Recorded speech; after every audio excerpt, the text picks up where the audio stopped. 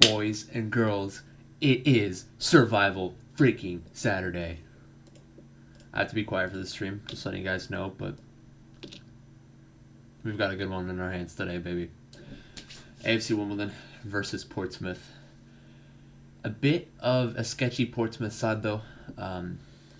It's been a recent pattern, actually, for whatever reason. Whenever AFC Wimbledon play, the likes of Ipswich or Portsmouth, teams that seem decent on paper are not necessarily. Ipswich are in more of a hole right now than Portsmouth are, as when AFC Wimbledon did play Ipswich hadn't scored in their previous 5 outings. Meanwhile,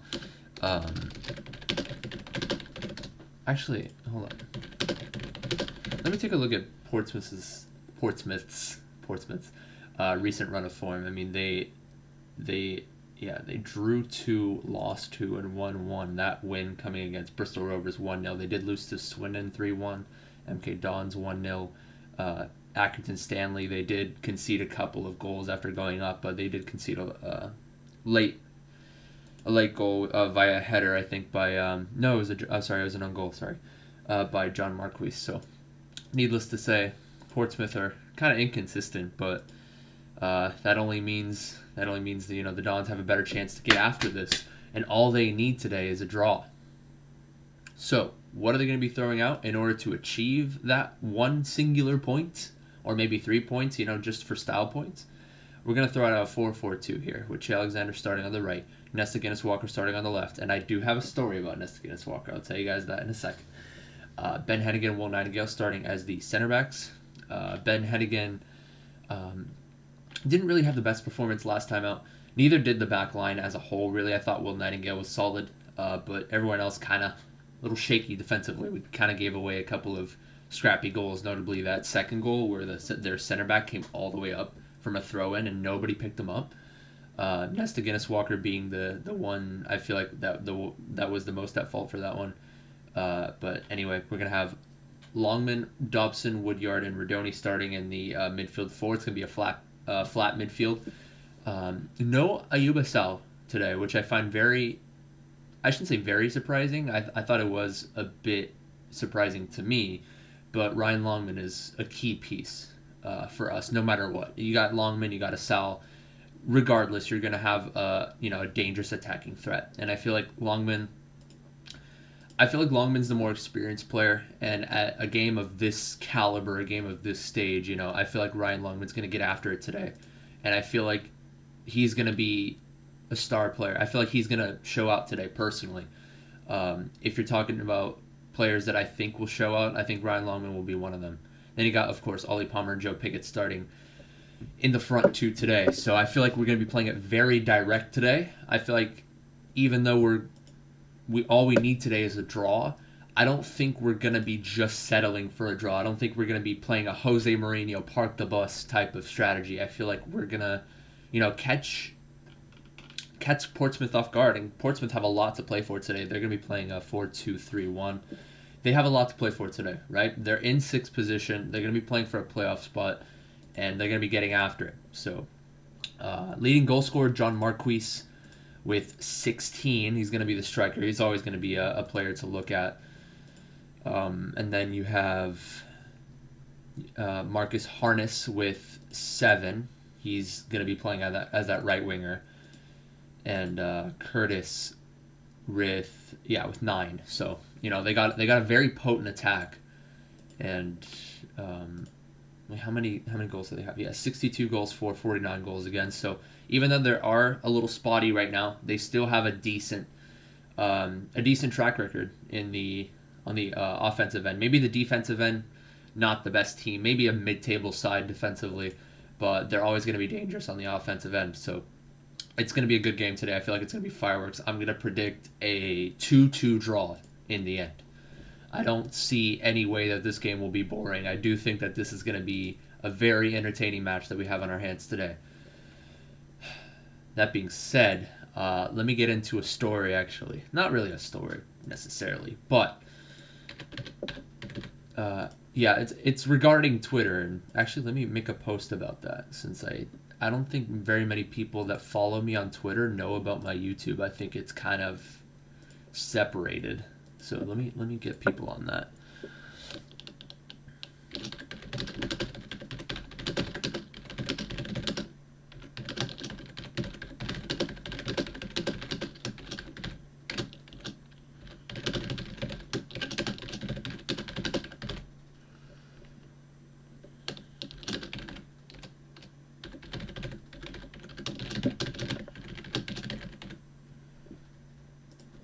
Anyway, so back to the story.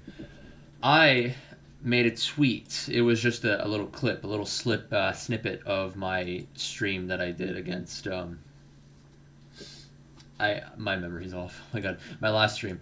I got a little snippet, and it was against Rochdale. It was the Joe Piggott late game winner, and I posted that on Twitter, and it got like 15 retweets and 130 likes, and then I looked down my likes list and I see Nesta Guinness Walker on there, and I started geeking out. That was the very first time a professional footballer has liked my tweet. I mean, I've gotten a couple of autographs from professional footballers, notably from LA Galaxy, my local team, but to have Nesta Guinness Walker like my tweet, it felt surreal to me. I'm like, whoa, that happened. Okay, I didn't know that any of the AFC Wimbledon players followed my content, so yeah, it was just kind of surprising to me. But you know, if y'all need proof, I can pull it up. But I'm sure you guys trust me. I gotta pull up the game first and foremost. I feel like that's more important. Gotta prioritize that. I've been going on a tangent and not pulling up the actual game itself. So let me do that real quick before the game starts. And I'm also going to be looking at the results around the league. If Northampton, let's just say we do lose, if Northampton and Rochdale drop points today, they're going to need a win. Both of them need a win today if they want to stay up. Well, Wigan, of course. You could always have Wigan drop points, but if AFC Wimbledon, and we're specifically talking Wimbledon here, if AFC Wimbledon were to lose, a Rochdale or Northampton draw, I should say a Rochdale and Northampton draw will secure our spot in League One next season. So I think the football gods are certainly going to favor us. I think that the odds most certainly are in our favor, like a 98% chance to stay up. But hopefully we get it done today. We don't leave it at the hands of other teams. There's a common phrase in the UFC, never leave it at the hands of the judges. In this case, never leave it in the hands of the football gods. That being said, they are warming up. Usually the game starts at like 01. Usually it starts 1 minute after. I'm actually gonna be taking this time to tweet out to Rob Cornell and the other commentator, but I'll tweet out to them. Hopefully, maybe get a mention on the cast.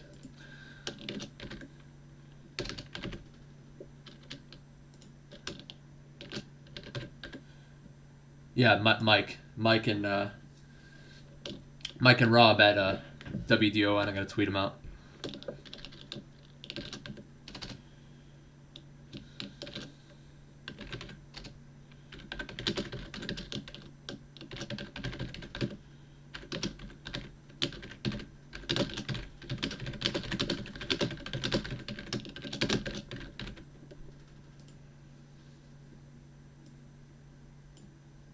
I just said, watching from California, big fan. Let's get the job done today.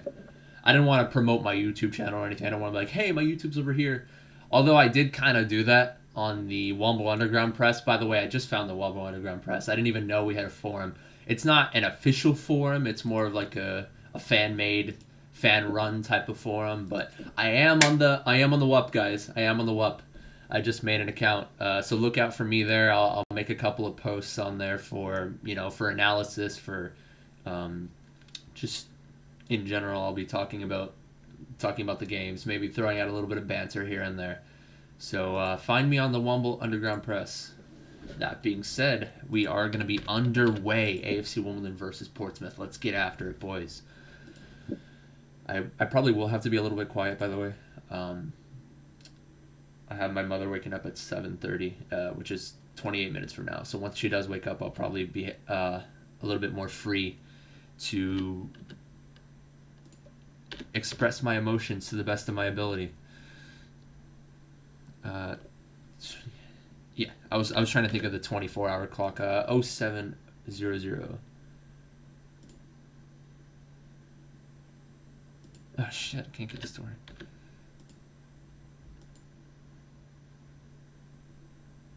Why can't I do this?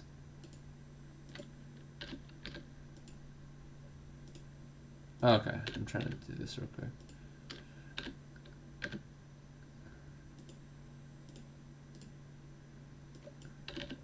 I'm a little bit behind. I just heard the commentary say something. Fuck.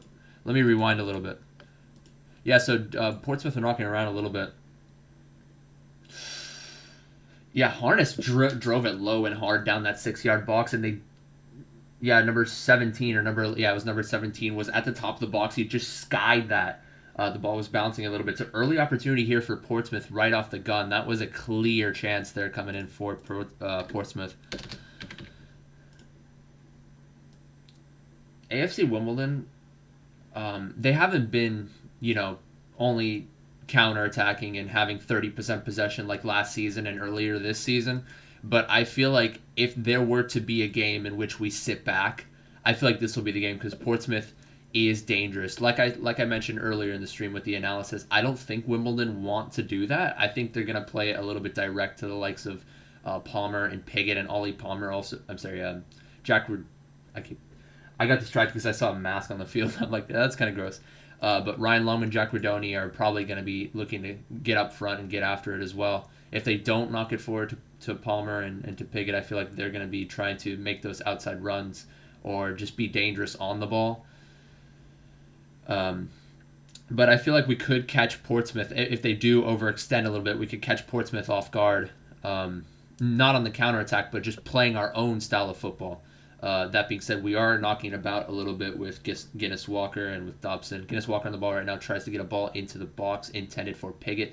Headed away, not fully clear though.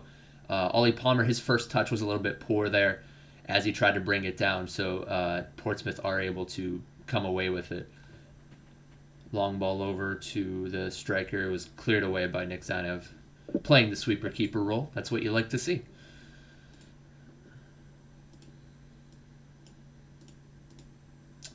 Ryan Longman is down already. Let me set up the timer in the meantime. 03:15.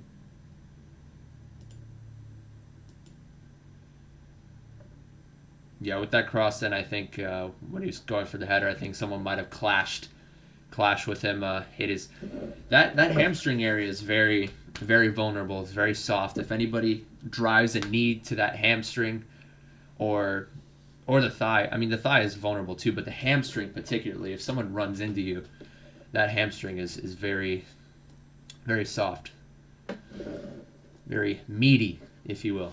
So if you get an elbow or a knee to that, it hurts. But he's back up and running. Nice to see that he's not too... a giveaway here. Joe Piggott picks it up after the left back tried to get it over to the center back, and now gets it over to Palmer. Back over to Piggott on the right-hand side. Can he get a cross in? He gets a cross in. Ollie Palmer's not able to win that one, though. Cleared away by Paul Downey, but still at the hands of Wimbledon here with Jay Alexander on the right-hand side. He's going to be looking for somebody... getting pressured, forced to switch it over to Guinness Walker. Guinness Walker with, and just knocking about a little bit now with Woodyard down to Ch Alexander on that right-hand side. Dobson here. Yeah, Wimbledon are being very patient right now. I'm glad to see that they're not trying to force the issue here. They're not trying to force the pass over to Palmer or to Piggott. If they don't see that, they're just going to try to play it around. What? I thought that went off Portsmouth clearly, but apparently not, according to the ref. Yeah, George Dobson tried to play it back to our center back, and then it bounced off the Portsmouth player, and supposedly it went off us. So I guess the attack petered out there. By the way, for those of you just coming in, I do have to be a little quiet here. I'm not going to be too excited. That's why when I saw Joe Piggott picking it up around the 30-yard area giveaway, I'm like, oh, Joe Piggott picked it up. I didn't really get too excited there. So around the 30th minute or so, that's when I can probably start to ramp up the excitement. But for now, I will have to tone it down just a little bit. It is 7 a.m. over here in California, so not the most ideal time to be watching a football game, but it is what it is.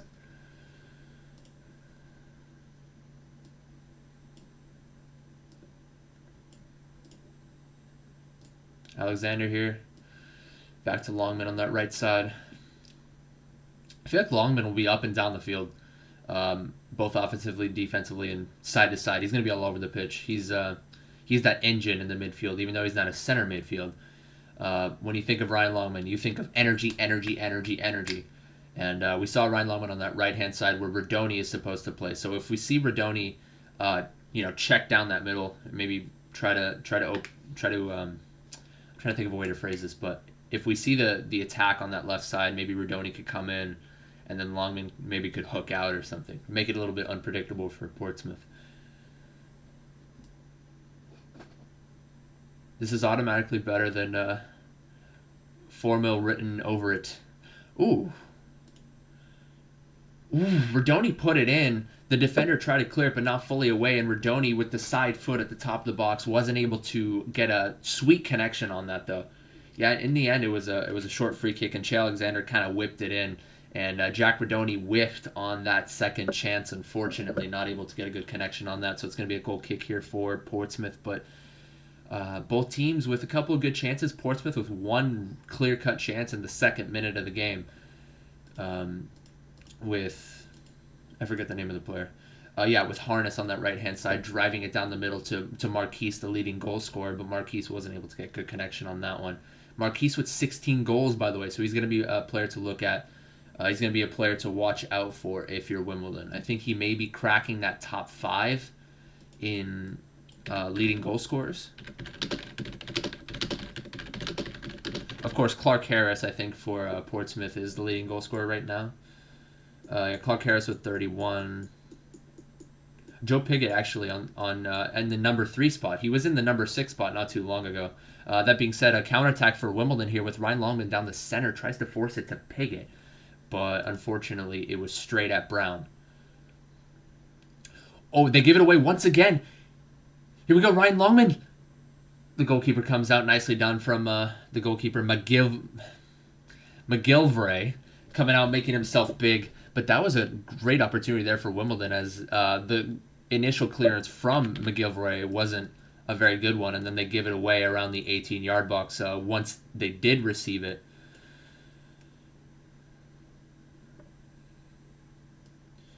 Yeah, it was Naylor who had kind of a poor pass there at the top of the 18-yard box. It kind of got complacent there, played a very casual ball in to his center back when they were trying to possess it. So corner kick here for Wimbledon. Can they capitalize? They do not. Portsmouth cleared their lines, but George Dobson still finds it. Back over to Pigott on the hold-up. Pressured here by Naylor, but plays it over to Ryan Longman on the right side. Takes his man on 1v1. It's good defending there by the left back Brown.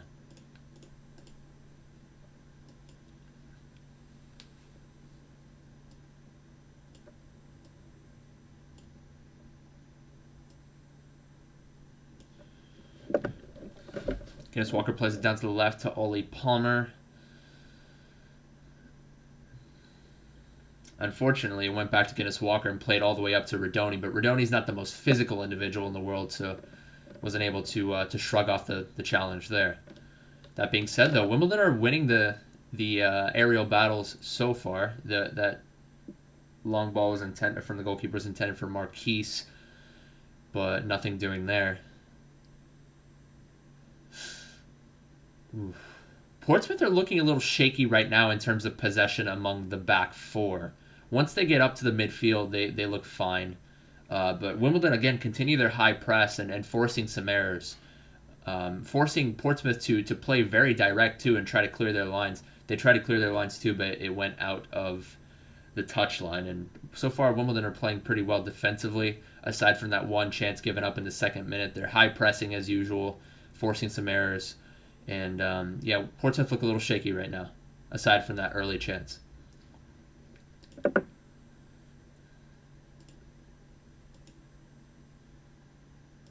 Yeah, but that being said, I thought Marquise was able to crack that top 5 in the leading goal scorers, but I think he's sitting around 7th currently. Did get a hat trick the other day. Interesting note. Against Accrington Stanley, I'm guessing.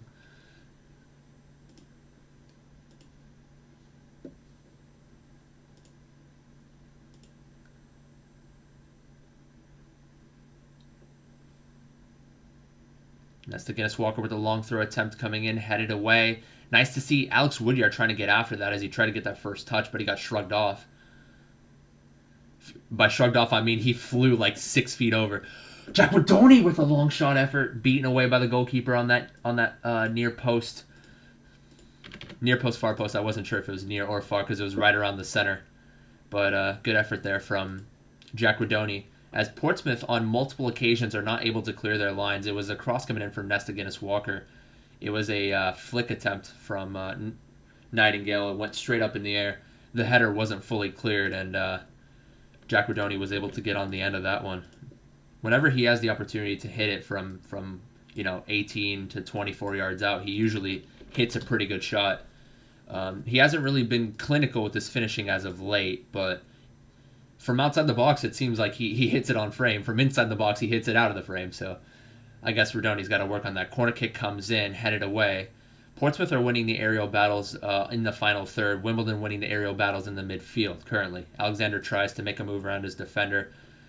Unfortunately, went off him, the touch off the defender. So going to be a throw in here coming up for Portsmouth.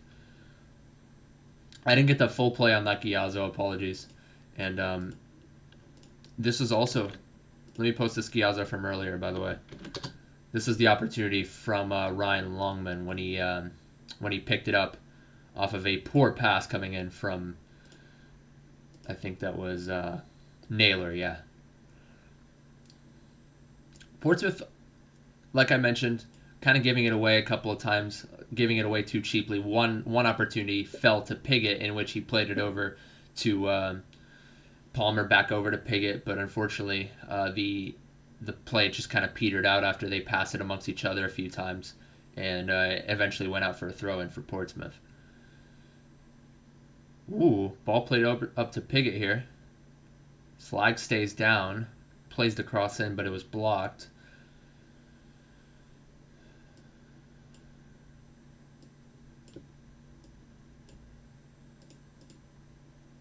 Nesta Guinness Walker with the long throw attempt once again.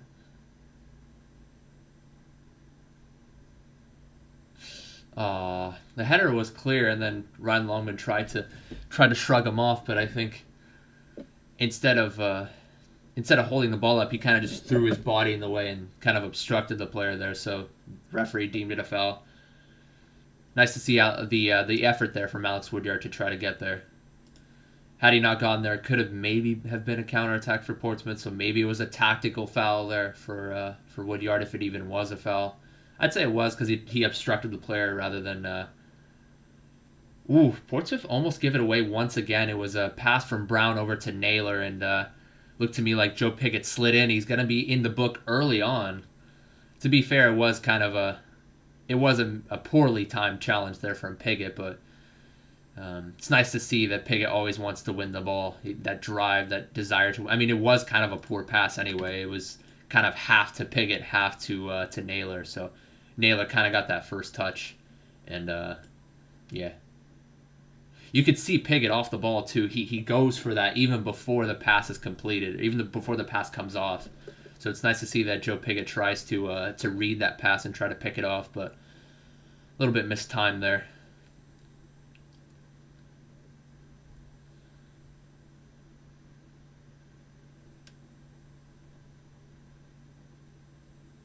Yeah, good point on the commentary. We just got to be patient here against Portsmouth. They're going to be looking to knock it around, possess it a little bit. And within that knocking and possessing, they've been giving it away cheaply a couple of times. So if Portsmouth don't clean it up, then we could very much see ourselves getting on the end of it. And we have 67% possession. That's a bit surprising. Anyway, they're playing it around the right-hand side a little bit. The cross comes in straight to Nick Zanev.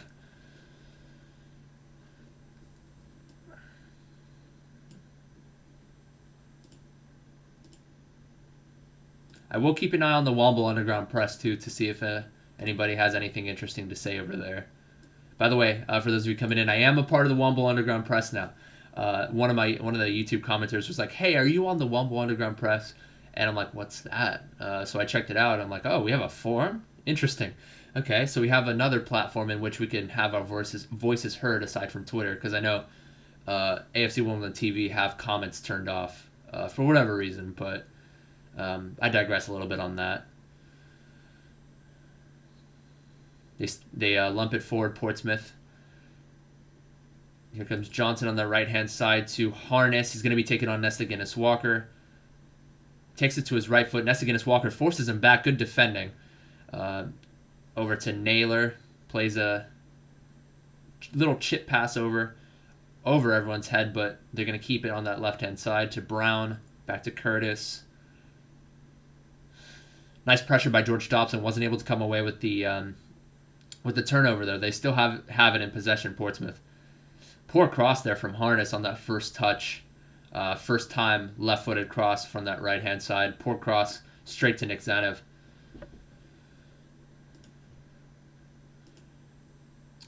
Man, it seems to me like for each stream, I average 2 extra viewers. So I appreciate the love and support, everybody.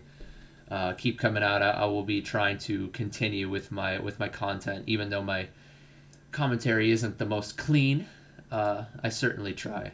So next season, hopefully, I'll get some more. You know, my streams are fairly basic, fairly rudimentary. You know, I have a scoreboard. I have the basics, but I don't really have any stats. I know Alex Griffin, before each stream, he posts a lot of stats and some graphics. That being said, Brown making a run on the left-hand side for Portsmouth. He's going to be deemed to have been offside, though. But that being said, Alex Griffin, popular Ipswich fan.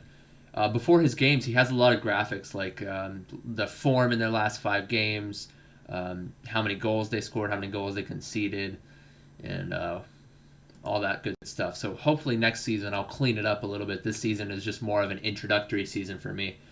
This was more of really a test in the beginning with my first live stream I did against MK Dons earlier this season. It was kind of a test. I'm like, am I really going to gain some steam, gain some traction with this? But it looked to me like I have gained some traction. I appreciate this love and support from everybody. It looks to me like Ollie Palmer split 2 defenders. We have Nesta Guinness-Walker on the overlap. Can he find somebody? Cross was low and hard, intended for Piggott, but it was cleared away. Nice to see Ollie Palmer there. Not really a skill per se, but he kind of just turned it around in between 2 defenders. That being said, now it's going to be George Dobson on the book there as Harness was breaking away on the counterattack. Very tactical foul coming in there for George Dobson. Unfortunately, Will Nightingale came up from the center back position, wasn't able to win the initial challenge. Yeah, kind of got caught there. And George Dobson with the tactical foul there. I am 10 seconds behind, just letting you guys know. Another foul given away. There was a long ball played straight from the gun there from the free kick, and George Dobson from behind. Unfortunately, a little bit too much of physicality. Arm from the back, push. Luckily, no card there. Unfortunately, AFC Wimbledon giving away a couple of free kicks, a couple of unnecessary free kicks. I'd say the Dobson one was a tactical foul, but if you're Alex Woodyard there, I mean, the guy's facing away from goal outside the 18. Don't get too physical there. Don't get too overly physical in that situation. They have a free kick now at the top of the 18-yard box for Harness to take here.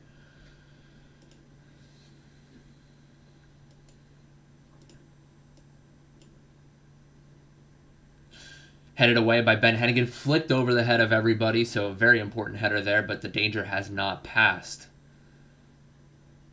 Go over to Naylor. Back over to the left-hand side to Brown. Knocking around a little bit. Jack Redoni on the defense here. They knock it back over to Naylor. Yeah, good shape here for Wimbledon. All 11 men behind the ball. That being said, though, it looks to me like Nesta Guinness-Walker gets caught a little bit on that switch. Recovers pretty well, though. Is able to defend. They're still knocking around that left-hand side. Good defending there from George Dobson as the pass was intended back over to Taylor, but Dobson is able to cut it off well and draws the foul. I feel like Dobson hasn't.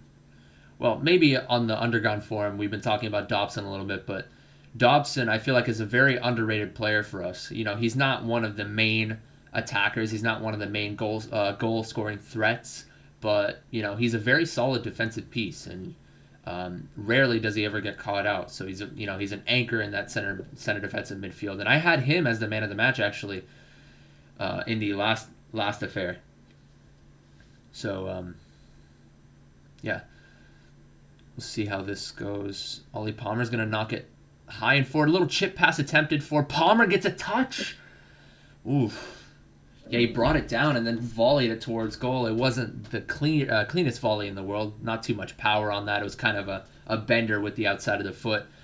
Easily collected by McGillivray. Just dove down, came down with the ball, and routine stop there for McGillivray. But it looked to me like it was something out of nothing there.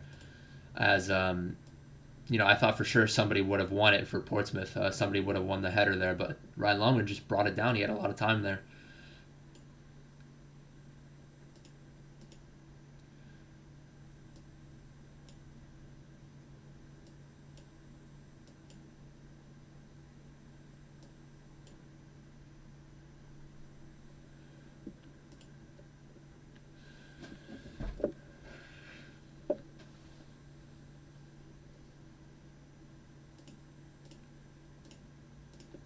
So let me read the chat real quick.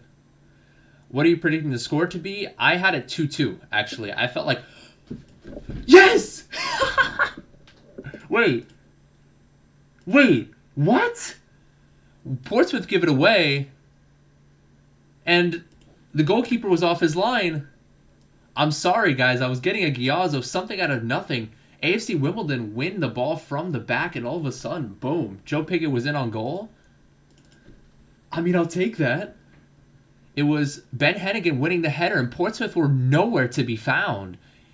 I mean, I thought Joe Pickett was offside, and so did the entire Portsmouth back line, but that header from Ben Hennigan went straight over to Joe Pickett, and Joe Pickett just slotted it. The goalkeeper was also out of position. The manager's furious right now. I mean, we'll take whatever we could get. Let me get that Giazzo, actually. What the hell just happened there? Hold on. I mean, I already saw what happened. I'm just trying to get the Giazzo.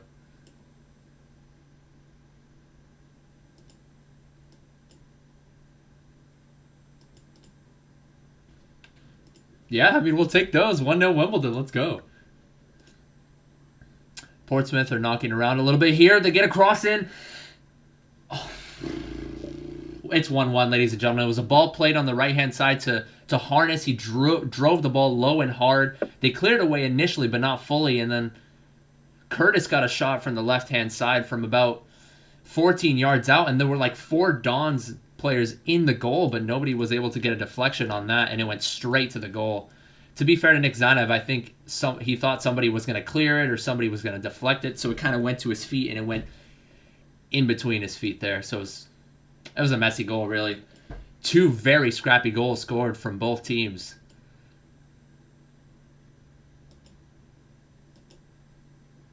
Yeah, I mean, there were 4 Dons players on the line there, but unfortunately, somehow nobody was able to get on the end of that one. So I guess we have a term here in the United States: ball don't lie. And I guess if you're a Portsmouth fan there, I guess the ball truly doesn't lie. So there's the Giazzo for the goal from Piggott. 2 very bizarre goals, I might add. Wigan down 2-1. That's going to be very good for our survival hopes. Other results around the league include a 1-0 lose. 1-0 currently for... My internet is so slow. Blackpool over Northampton. That's what I meant to say. Blackpool winning against Northampton 1-0. Rochdale still 0-0.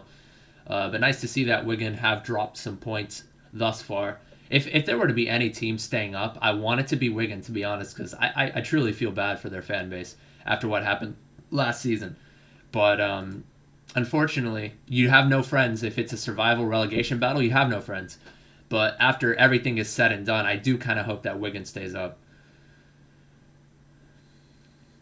Alex Woodyard picks it up after another giveaway. Joe Pigott, this time he's offside. Yeah, it was Alex Woodyard that picked the ball up around the 40-yard area after another poor pass from Portsmouth. I mean, they've given it away a couple of times around that midfield, and then played a ball on his second touch to Joe Pigott, but Joe Pigott unfortunately made his run a little bit too early, was deemed to have been offside in that situation. So I guess my 2-2 prediction is actually holding up pretty well, ladies and gentlemen. I mean, a draw would be fine. A draw and AFC Wimbledon stay up. But for the sake of Sean's prediction, he had 2-1 for Pompey. I'm guessing he is a fan of Portsmouth. Either that or maybe a neutral coming in and predicting a two, just coming along. I'm guessing he is a fan of Pompey, though. Confirm for me there, Sean. Oh, yeah, I'm guessing he is because he said sorry. Yes! For the equalizer. Anyway, Jack Redoni over to Ryan Longman on that right-hand side. Gets a cross in. It's a whipping cross, but unfortunately it was too close to the goalkeeper. I have a friend from the Mario Kart community who's a huge Southampton fan, so if he were to ever come along the stream, I don't think you two would get along very well. It's a good thing he isn't here today.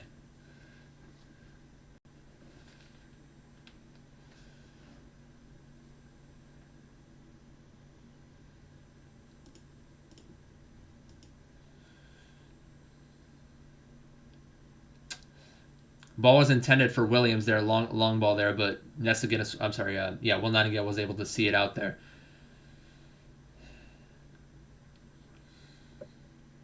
Shrewsbury up 2-1 against Oxford. Fairly interesting. Oxford are contending for that top 6, so that's good news for you, Sean.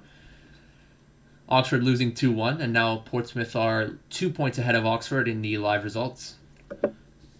I do think this is going to be a draw in the end. I do think this game right here, Wimbledon-Portsmouth, will be a draw. So, you'd like anything you can get if you're a Portsmouth fan. Oxford losing right now, so that's going to be good news.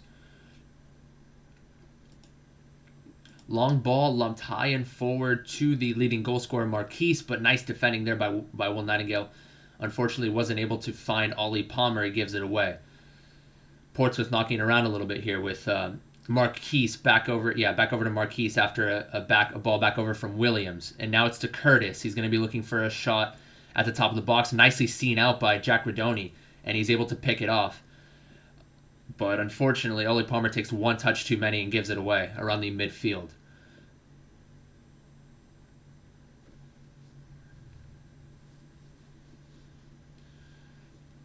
I'm liking what I'm seeing from Jack Redoni and George Dobson defensively. Jack Redoni is a little bit more of an attacking threat, but he is coming back, tracking back defensively.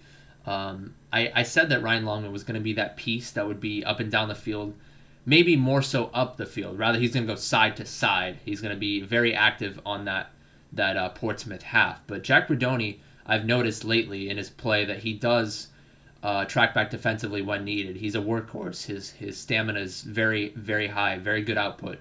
So nice to see that Jack Redoni is, benefiting us in that defensive end whenever necessary.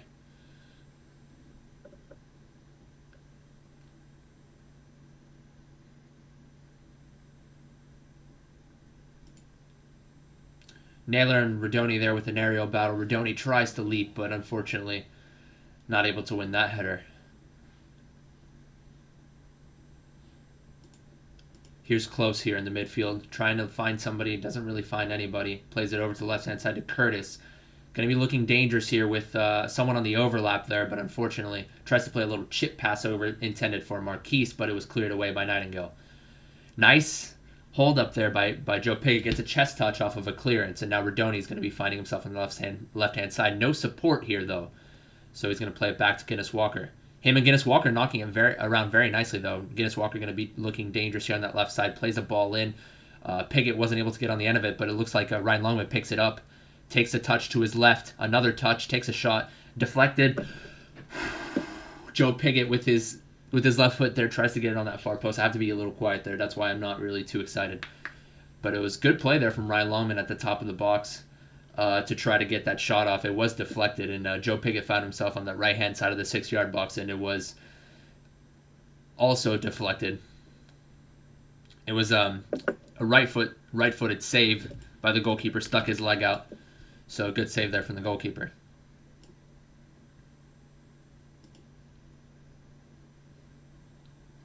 Whenever Ryan Longman has that 1v1 opportunity, he's always going to be looking to take someone on. Ooh. I may be a little bit behind because I'm trying to get 2 Giazos at the same time.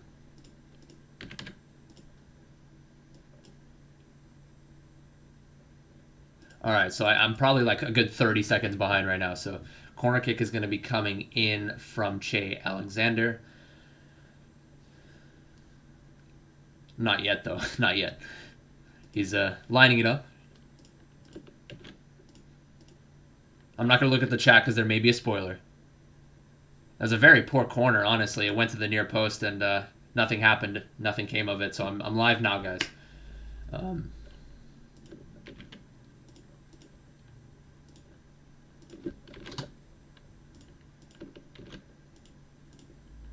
It was good play there from Nesta Guinness-Walker and Jack Redoni. I didn't get that on the beginning of the first Giazzo, but Jack Redoni was trying to find support, but he couldn't find anybody aside from Nesta Guinness-Walker. Played it to Guinness-Walker. Guinness-Walker played it back to him, and Nesta Guinness-Walker made an outside off-the-ball run. And they connect with each other.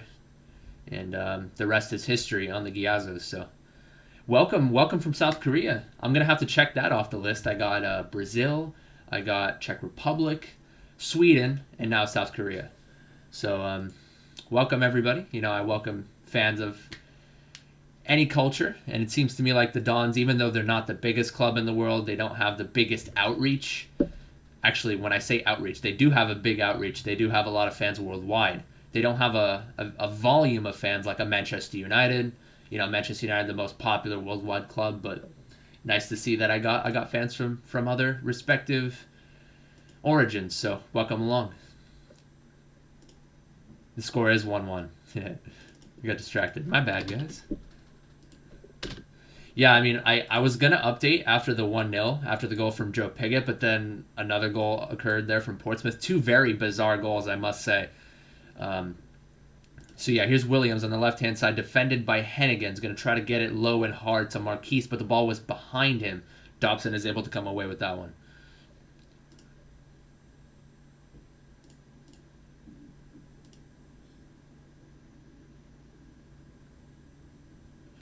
Portsmouth knocking around a little bit. The possession is kind of even, actually. AFC Wimbledon winning out on the possession just slightly, which I find a little bit surprising, as Portsmouth are a very good side. Maybe not a good side currently in terms of form. That was a good opportunity for Portsmouth. Initially, it was on that left-hand side to Curtis, and he made Brown, as the left back, made an overlapping run, played it low and hard to Naylor, but Naylor didn't get good connection on the ball. Tried to get it with the inside of his left foot, but he got it way over the bar. It was a good play there from Portsmouth, just the finish wasn't there.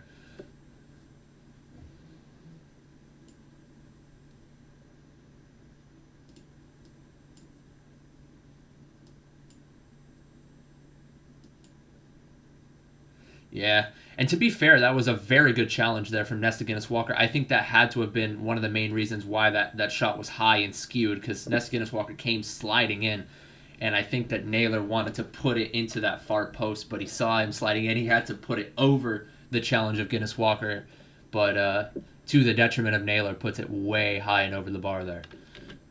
So good effort there from Nesta Guinness-Walker.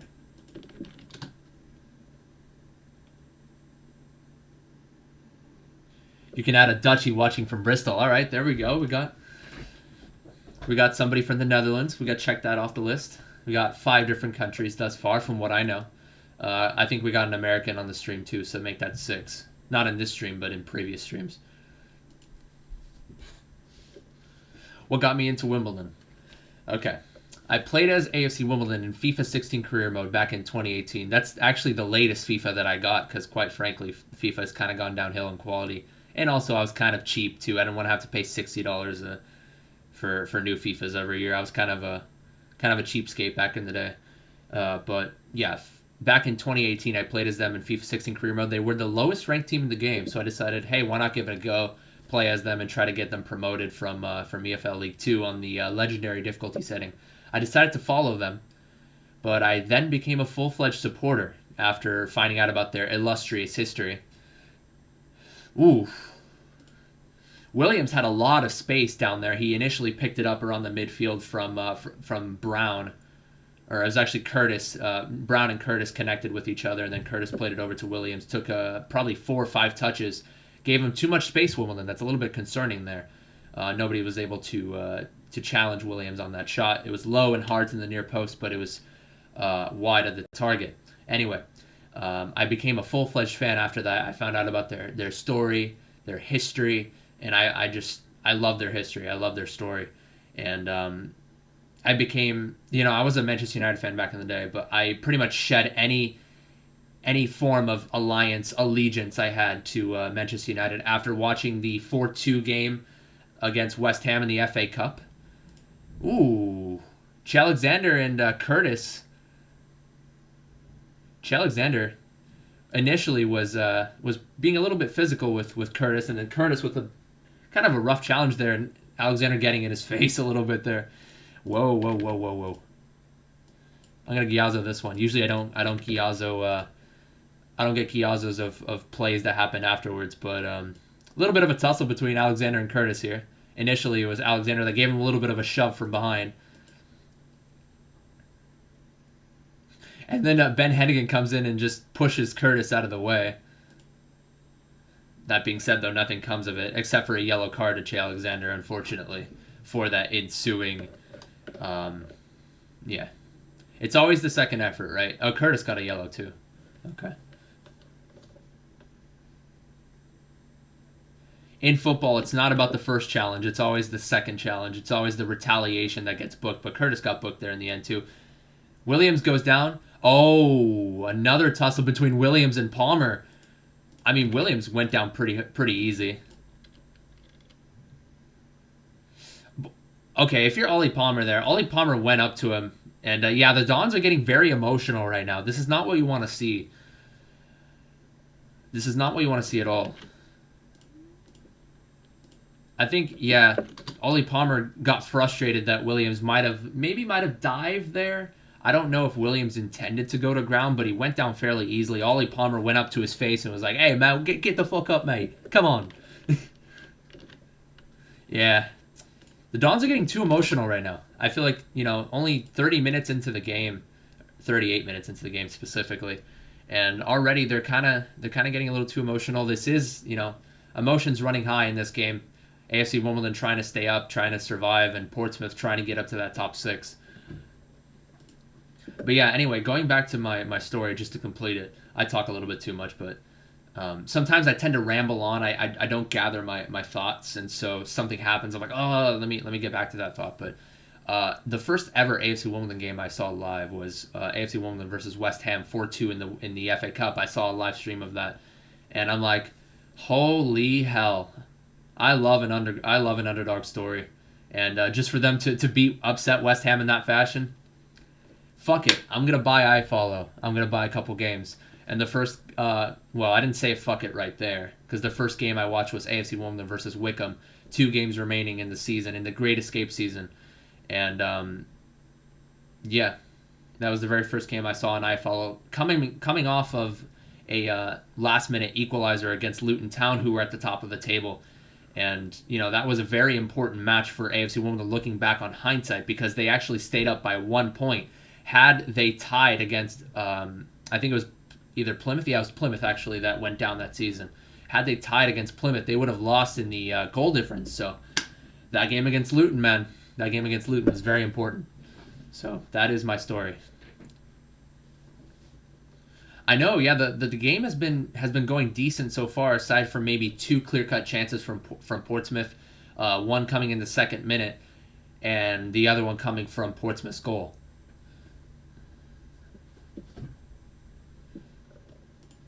Couple of headers being won by both back lines. It's kind of a ping pong boop, boop, boop from both back lines, but in the end it's going to be Portsmouth with the throw-in.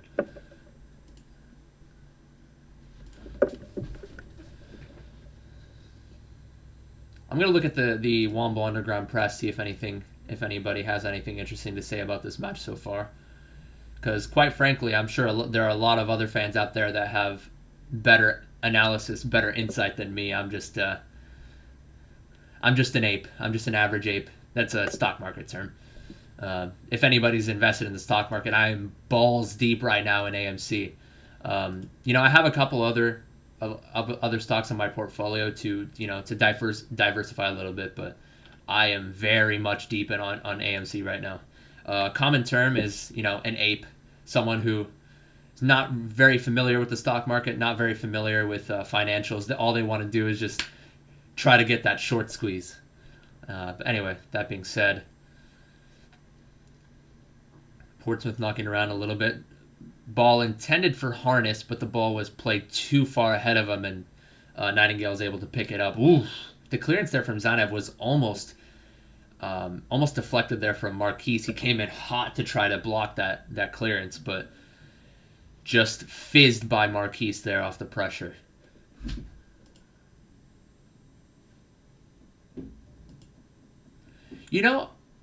Wimbledon gets that a lot. Anyway, Woodyard here to Dobson. Yeah, Wimbledon get that a lot. They have fans who are like, I want my team to win, but I wouldn't be upset with a Wimbledon win either. I have a friend from the UK, from the Mario Kart community. He is a Luton fan, and on that Luton game, that 2-2 that I mentioned, when I was celebrating, there's a Mario Kart sports chat that I was in, and when I celebrated, I'm like, yes, come on! He was like, you know what, I'm happy for the Dons. He's also that's his second team, essentially. He even said himself that Wimbledon is his second team, in case Luton... Ooh. Portsmouth break here on the right-hand side. It was a ball over to Harness, who made a very good off-the-ball run, and Harness played it low and hard down that 6-yard box. And Nightingale didn't get it fully clear, and Harness came back and drove the shot low and hard to Zanev's legs, and he was able to beat it away. But in the end, it was actually Harness who was deemed to have been offside, so I guess all of what just happened is null. All of what just happened doesn't mean a thing, because he was offside on the initial play. That's the threat that Portsmouth carry, though. Even though they don't have the best run of form currently, they have the likes of Harness, who's their, I think their second leading goal scorer, if I'm not mistaken, but also very good on the off-the-ball runs, and has a couple of assists himself. I think he has 4 or 5, if I'm not mistaken. Yeah, he has 5 assists and 9 goals on the season. So, very good all-around player. And Marquise, obviously, is always going to be looking to get on the end of it. Poacher's goal, or, it seems to me like so far I'm pretty impressed with Marquise. Seems to me like he's more of a poacher, though. He tries to make those runs and tries to find the space. 16 goals to his name, so he's definitely not someone to count out.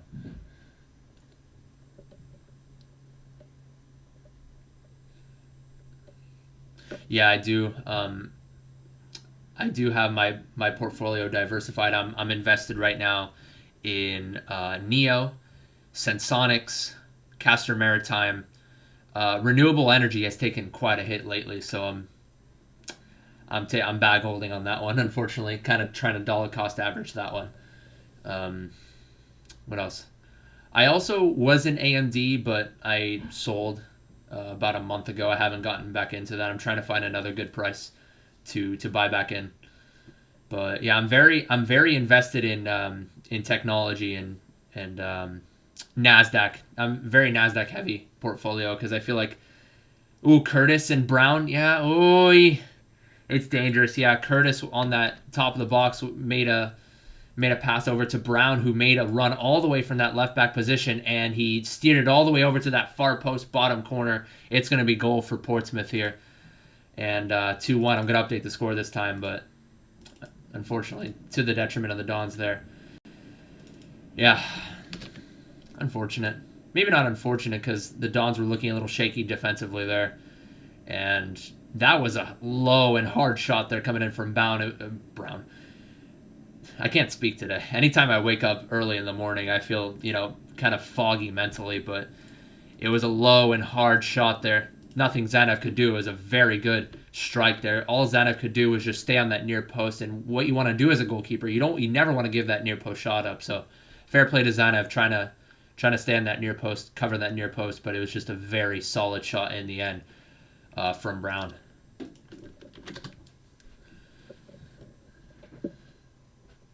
I know.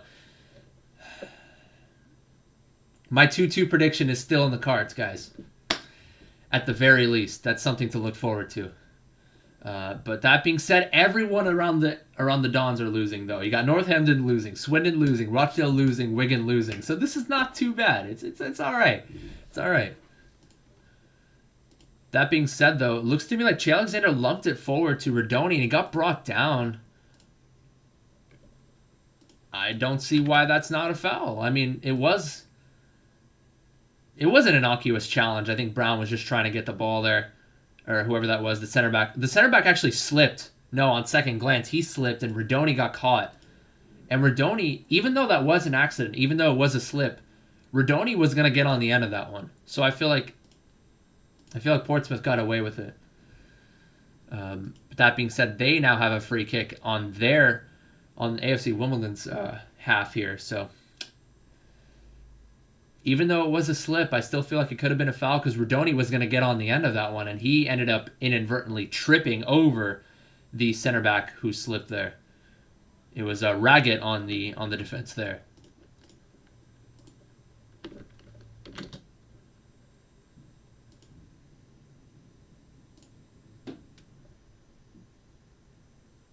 Ooh, it's a short free kick here. Okay. It's a short free kick. The cross was intended to play at the top of the 6, but then it bounced off the defender and back off his hand. So, yeah, you're welcome for the commentary. I mean, I thought earlier in the season when I was doing these post match reaction videos, I thought, why not try my hand at live streams?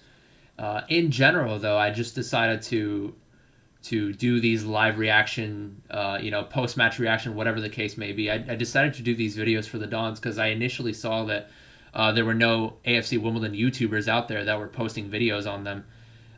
You have your Ipswich fans, you have your Alex Griffins, you have your Sunderland fans. I forget the name of that YouTuber. He's wait, hold on one second. Fans react. I forget his name. There's Fans React. There's ASFC Fan TV. The Mad Mistake. That's his name. The Mad Mistake. That's a Sunderland YouTuber. But I saw a lot of YouTubers for other clubs. Anyway, Williams making a run. A lot of space here. And Curtis. Nice challenge there by Che Alexander. But there it is again with Williams having miles of space. I'm going to clip that real quick. Look at this. Look at how much space that this guy has. He tries to play Curtis on the outside, but Che Alexander coming in very vitally to get a challenge in there.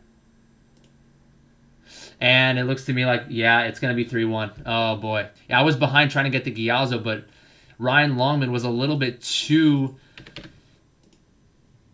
casual there when AFC Wimbledon did get possession back.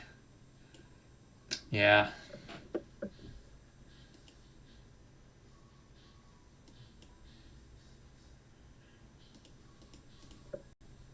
Sorry, guys, I missed that goal initially because I was trying to get the clip of what happened with Che Alexander. But, Pompey there looking dangerous. Nobody was able to pick up Williams on that run. He was able to run all the way from probably about 70 yards out within AFC Wimbledon's half, or Portsmouth's half defending. And I thought Che Alexander... To be fair, Che Alexander didn't want to attack Williams there initially because had he done so, he would have given a run straight over to to Curtis there, who was waiting in that 18-yard box to receive that pass from Williams. But unfortunately, Will Nightingale was caught a little bit too high when AFC Wimbledon did have it in the 18-yard box of Portsmouth. He was caught too high. That was the player that was next in line to make that challenge, but unfortunately, he was running all the way back trying to recover, and nobody was able to pick up Williams on that run. And that being said, the half is going to end 3-1 to Portsmouth, man. It's a tough blow. It is a very tough blow. Trying to get the clips here to show you guys exactly what happened. I appreciate the support, guys. I'm glad that nobody is talking shit in the chat like an MK Dons fan did last time out. He was talking all sorts of mad shit. Like, he was saying all sorts of things. You know, the fans in our chat were getting kind of salty. They're like, ban this guy, ban this guy. And I timed him out in case he were to come in the future and maybe shut up for once. Then maybe he would. I forgot his name, but it's whatever. Yeah, so AFC Wimbledon are down 3-1 right now, but everyone else around them are losing too. You got Rochdale losing 1-0 to Doncaster. You got Northampton losing 1-0 to Blackpool. And as for Oxford, you got Blackpool winning 1-0, of course, like I mentioned. Blackpool are in 5th position. Not that it's going to matter too much because they were initially ahead of Portsmouth. I think Portsmouth are more worried about the likes of Oxford and Charlton. Possibly Gillingham. I don't think they're going to really make anything of this, though, because they are 6 points behind Portsmouth. So it's all about Portsmouth and Charlton at the moment. So, yeah.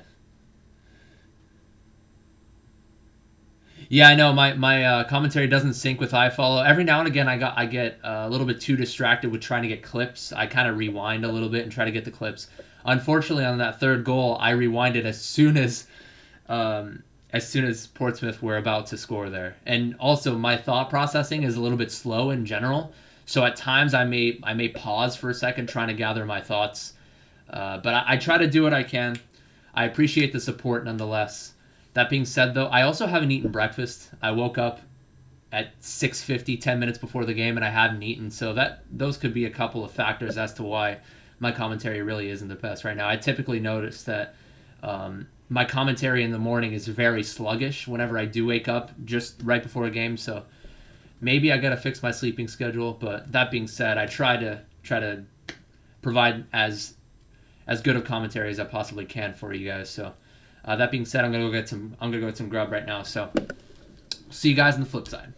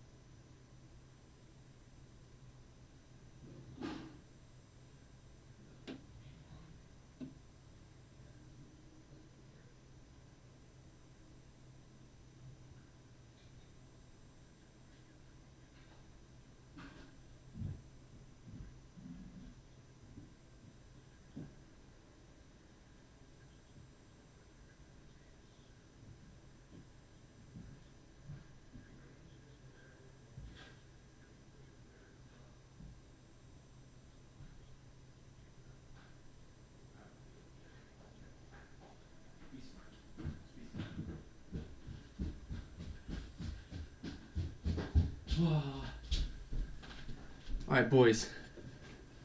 I'll be back. I'm trying to carry 2 things. I gotta go back downstairs and get another thing. It's like when you go shopping, you want to carry everything in one load, but unfortunately, I'm not able to do so.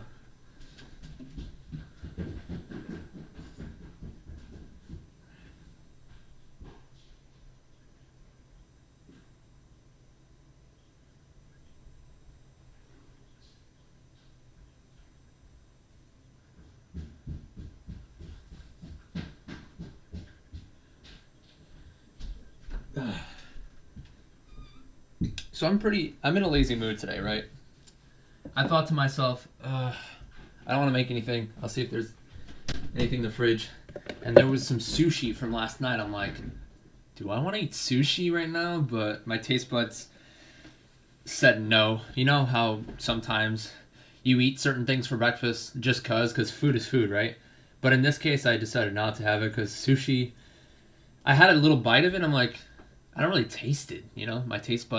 My morning taste buds they're not going to accommodate for the sushi because my taste buds are different. So instead, I'm going to be having toast, peanut butter, banana, and then ice cream and banana as I usually do on my streams.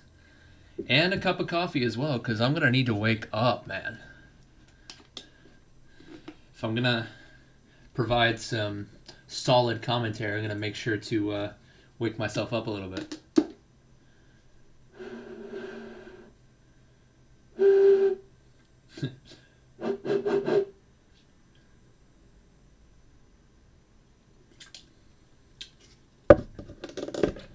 I've tried tea, by the way. I'm not a big fan. I know tea is pretty popular in the UK. I'm not a fan. Anyway, George Dobson cutting it off right here around the midfield. I'll update the timeline. Don't worry. Pickett holding the ball up. Unfortunately, no outside runs were made aside from maybe Ryan Longman, but he wasn't found initially. Rodoni over to Longman on the right side, tries to beat his man. Nice tackle there by Naylor out for a throw in here. So good early start from the Dons. A little bit of pressure being put on Portsmouth.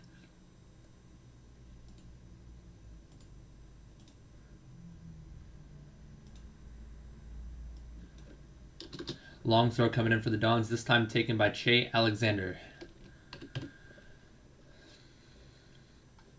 Initially headed away, but now back to Rodoni, back over to Alexander. Cuts it to his left, that's a nice cross actually. Can Pickett find it? He can! The header just steered wide of the post. I mean, it wasn't put with the most power either, so the goalkeeper didn't look troubled initially.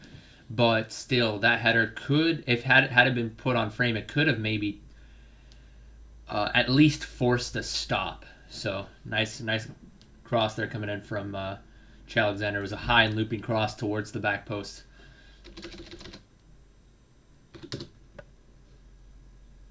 Let's see how Wimbledon approached this second half, because that first half was kind of shoddy.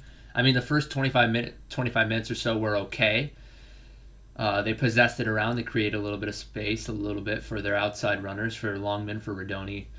But unfortunately, they weren't able to capitalize on those opportunities. The last 20 minutes or so, defensively, they looked kind of shaky, lost their mark, let the likes of Williams and Curtis, let them run in with a lot of space. And also, they got a little emotional, too, Wimbledon did. A couple of times, they got in the face of the Portsmouth players, and that's not what you want to see, honestly. It really isn't. You want to see them keep their head in situations like this, especially with the stakes this high. That being said, though, Wimbledon do look decent so far to come out starting the half here. Unfortunately, Ryan Longman gives it away.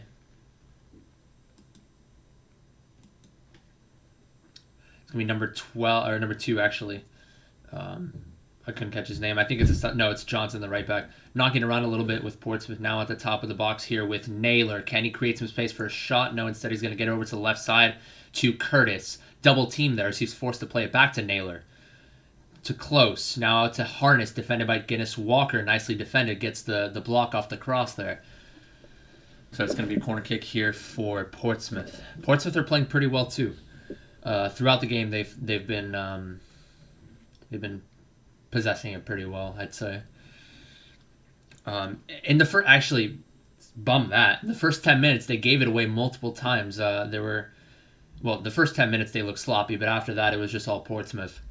There were a couple opportunities that AFC Wimbledon had. The first time Corner kick coming in.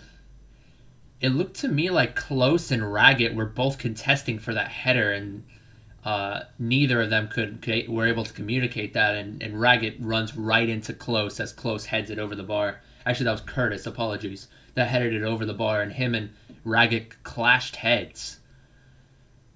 Yeah, a little bit of miscommunication between Curtis and Raggett there on the corner kick from Portsmouth.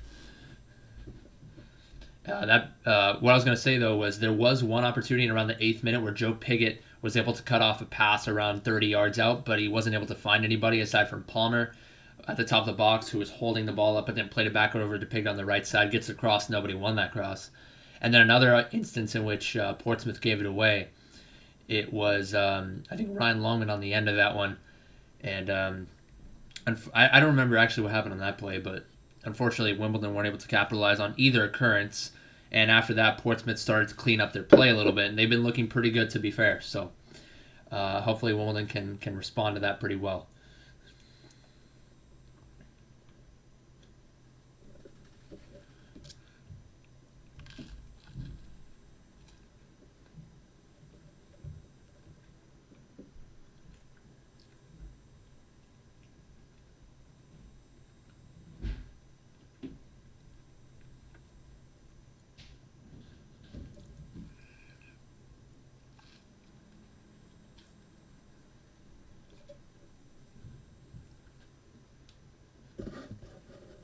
Just an injury still. We got Curtis coming off, I think, for...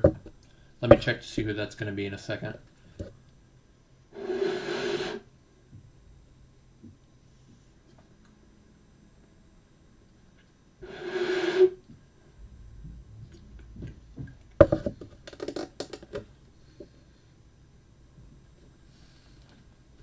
All right, we're back underway, boys.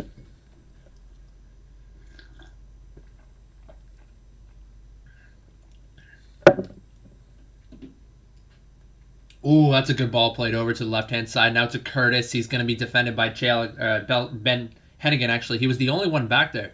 The back line kind of getting caught, but Hennigan doing a very good job of forcing him back to his right foot and blocking the cross afterwards. So nicely defended there by Hennigan, despite being the only defender back there. It was a 1v1 between him and Curtis. So it was nice to see Ben Hennigan forcing him to slow down and forcing him to his right foot, blocking the ensuing shot. It was a very incisive run, though, from Curtis to be able to get past that Wimbledon back line.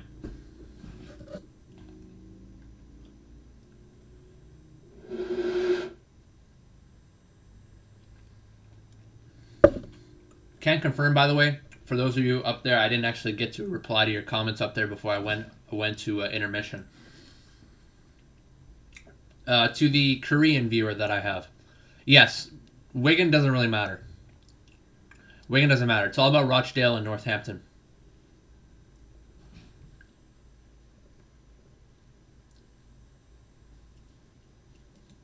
Dobson plays it high and looping over to Alexander. Nice first touch there from Alexander to get it down to Longman. Longman first time back to Alexander. Now over to Ollie Palmer. Unfortunately, he wasn't able to find anybody. He was double teamed as well, so he was able to get his pocket picked, and now it's going to be a counterattack here for Portsmouth. Marquise on the left-hand side here and goes to ground fairly easily. No foul there committed by Will Nightingale. Nice to see Nightingale tracking back defensively there.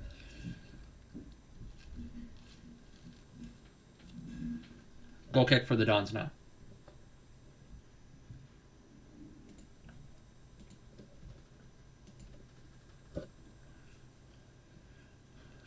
Again, Portsmouth winning a header there. They've been winning a lot of aerial duels.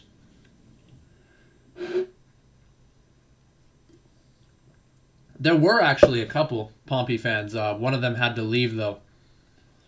One of them had work.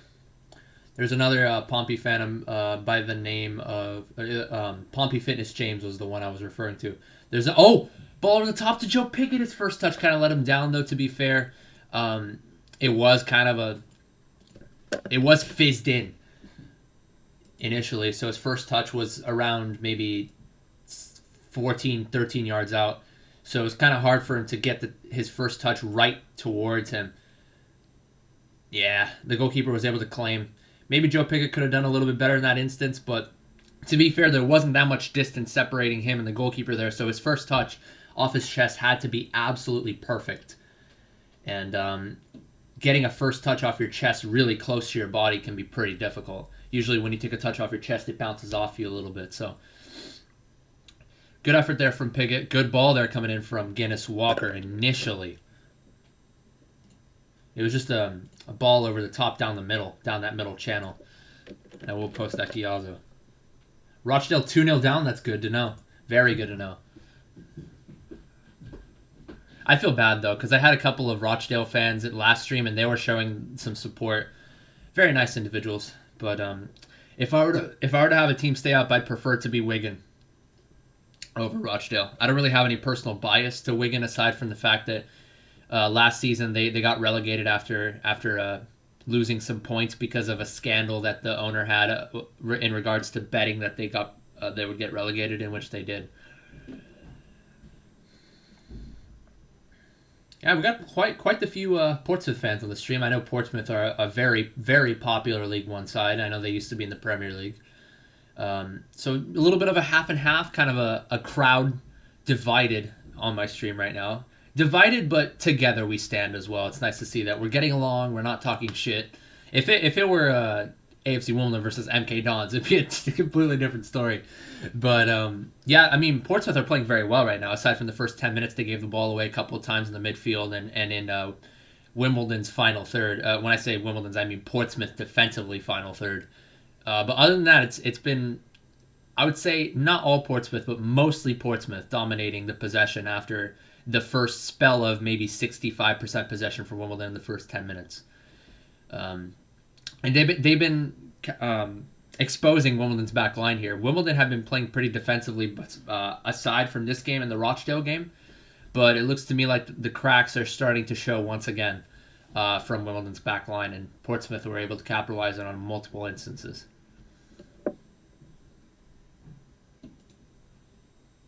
I think Curtis is doing a very good job right now for Portsmouth. I think he's been receiving the ball a lot, whether it's off-the-ball runs or when he gets on the ball, he's looking to take someone on 1v1. And I feel like Curtis has been the most dangerous player for Portsmouth so far. Portsmouth knocking around very well. Back over to Williams, again with a lot of space. Takes a touch, tries to take a hit at goal. Ooh, it bounced off, deflected, and went back over to Harness, who took another shot there from around the top of the 18-yard box, fizzed to the right of Nick Zanev.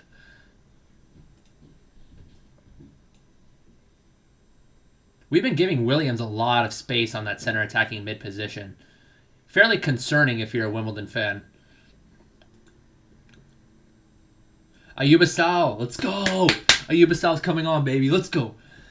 I was wondering how Longman was going to do starting over Asal today, and I actually had a prediction that Longman was going to be a very vital piece for us. Unfortunately, he's going to be the one coming off, so that prediction didn't really come to fruition. I mean, he did play well a couple times when he was on the ball, but in the end, he wasn't dangerous enough. Aside from one opportunity that he found himself in the first half, top of the box, was able to cut it to his left, shoot it towards goal, deflected, and went back over to Piggott, who took a stab, and the keeper saved it with his foot. Other than that, though, Ryan Longman, No, Ryan Longman's not coming off. But still, I want to see a little bit more from Ryan Longman this game. Who came off then for Wimbledon? Unfortunately, Google didn't update, so I'll get back at you guys in just a second. I'm trying to see if Rudo's still on the field. I don't think he is. I think Rudy is a more fitting nickname for Rodoni rather than Rudo.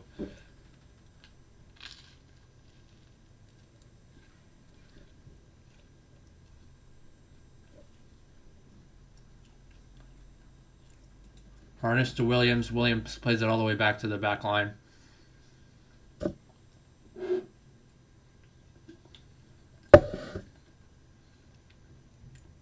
Brown switches the play all the way over to Harness. And there's an outside of the run. There's a run being made by Naylor, and he does find Naylor. Unfortunately, that cross was way off the mark.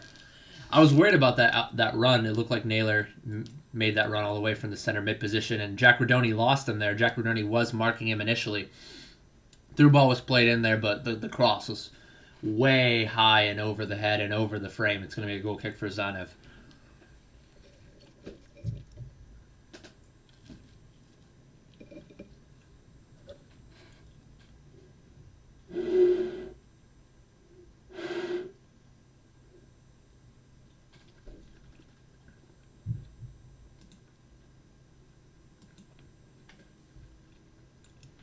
Let's fucking go, Doncaster.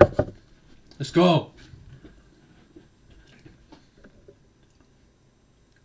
Oh wait, no, I thought it was 3-0 to Doncaster. No, it's still 2-0. Okay, it's still 2-0. I'm guessing you're watching I Follow too, because I heard the commentary talking about Doncaster being 2-0 up. At first I'm like, let's go Doncaster, but I'm like, oh wait, they were already 2-0 up like 10 minutes ago. But yeah, go Doncaster. We're gonna be safe. We're gonna be safe if Rochdale lose today. Or draw. If Rochdale and Northampton draw today, we'll be perfectly fine. We need a draw from both sides though, Northampton and Rochdale. If it's just one or the other, then it could be Wigan going over us. But I think Wigan are also down. That being said, it's going to be Jakob Oxenden coming in pretty soon here. And it's over to Harness on that right side. Putting that cross in. It's a decent one just over the head of Marquise. And now it's back over to Curtis, defended by J. Alexander. Puts the ball back in. Nice header away there by Will Nightingale. And there's a shot coming in there from close on that first time. But it was blocked. There was a fizzing effort, though. Close. Back over to Marquise. Very important clearance there by Ben Hennigan to get that one away. Curtis, nice back heel over to Brown. And he has plenty of space to put the ball into the box. Instead, he goes for the shot. Ooh, I'm surprised he didn't cross that one, but it's very dangerous here for Portsmouth. Nice run of play there from Portsmouth. That was a really nice ball by Curtis, my goodness. That was that back heel over to Brown, and he had plenty of space. Yeah, so actually it was a deflection. I think he did go for a goal, but it deflected off the Dons player and out for a corner kick. It might have hit the outside of the post, too. So it's going to be a corner kick now coming in from Harness. Zanev comes out. Doesn't get there. Luckily, though, Wimbledon were able to get that head away just behind Zanev, who tried to come out and punch it, but missed. He went a little over his head, so he tried to punch it with his backhand, his rear hand. But fortunately, wasn't able to connect on that punch. A little bit sketchy there if you're Nick Zanev. But again, Portsmouth are finding their way around Wimbledon's back line, seemingly with ease right now. I think if you're Woodyard there in that particular gif, I think you try to go over, help out a little bit. To be fair, I don't think he predicted that little back heel from Curtis, because that was a hell of a pass.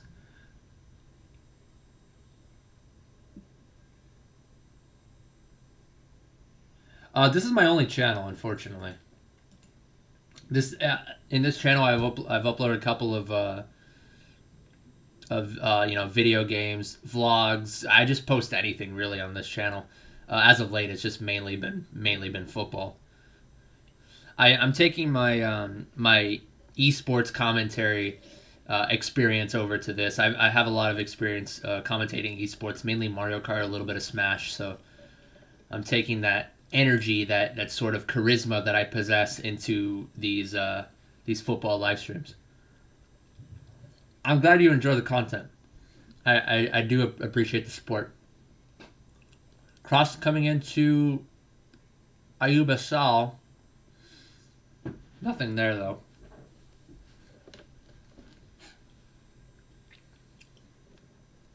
I would be concerned, honestly, because Portsmouth are running rings around AFC Wimbledon right now in this particular half, offensively. Wimbledon started off the first 5 minutes strong, but it looks to me like Portsmouth have kind of regained the foothold once again of the match. Long throw nothing comes of it. Also, Portsmouth winning a lot of the aerial duels. I feel like that's one of AFC Wimbledon's keys to success in this half. If they're not going to be able to break Portsmouth's back line on the ground, I think in the air winning those aerial battles will be key, but they're winning all those battles, it seems. Also, by the way, Jekka Oxenden coming in a few minutes ago for, I think, George Dobson. Pickett winning the header there, and Ryan Longman trying to get on the end of that. Yep, free kick there as Longman got impeded around 23 yards, 24 yards out.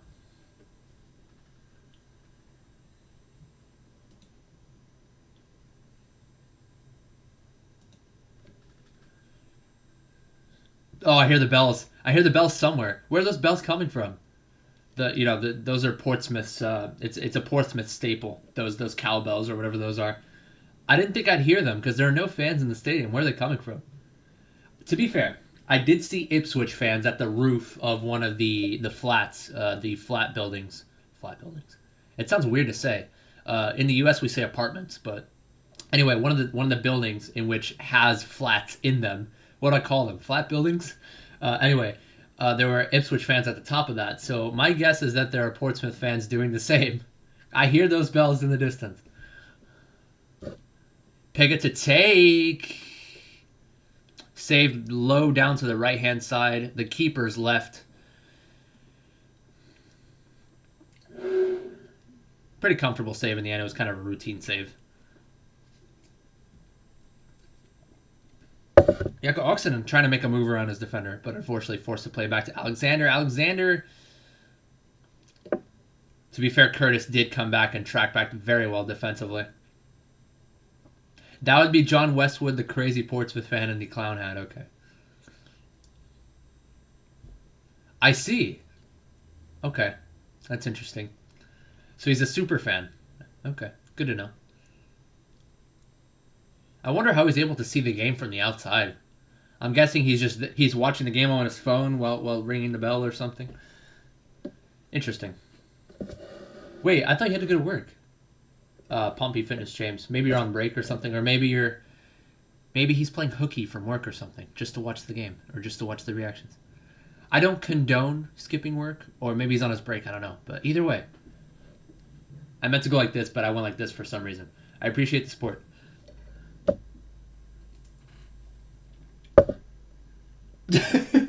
I hear the commentary now. The commentary is talking about John Westwood. And they're like, oh, it's the John Weston Football Club. And the other commentator, it was Rob saying the first thing. And then Mike saying, how did he find his way into the ground? But yeah, my guess is he's over in the car park. Just making his voice heard. Rather, making his bell heard. Harness on the right side, making a move around Nesta Guinness-Walker. Can he find someone? He does find Williams. Williams scuffed a shot, though, at around the penalty spot. It's another opportunity, though, for Portsmouth to make it 4-1. That was a very good first touch from Harness off of the chip switch. It was a skewed shot there from Williams, though. I mean, I really want to draw here for Wimbledon just to seal the deal, but it looks to me like right now I don't think there's going to be any way back for Rochdale fans out there. Curtis now on the left-hand side. Ooh, that's a really good ball there from number 8. Tries to force it through back over to Curtis, but it was Alexander who was able to come away with that. Shane McLaughlin is poised to come onto the field right now.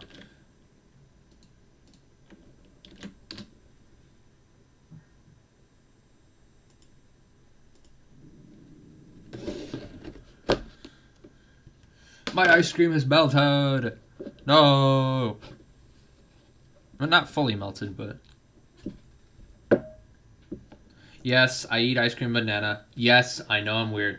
Nesta Guinness-Walker with a nice ball down to Jack Rodoni on that left-hand side. Can he find some space? Harness defending. Back over to Guinness-Walker. Gets a decent cross in. Joe Pigott at the top of the 6. He wasn't able to get a clean header on that. I think he might have been put off a little bit by the defender.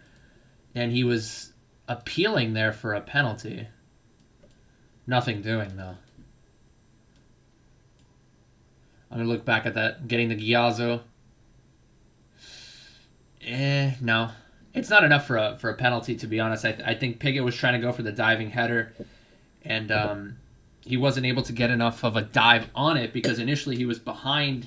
He was trying to tussle for jockeying for position with that defender and couldn't get full of a dive on it. Rather, it was a desperation dive. Anyway, Joe Pigott, nice ball over to Ubasal. Joe Pigott found himself around 25 yards out with a nice little threading ball to Asal, but unfortunately Asal with no power on the first time shot from Pigott around 18 yards out, straight to the goalkeeper. But it's good to see Wimbledon are starting to have some life in this game.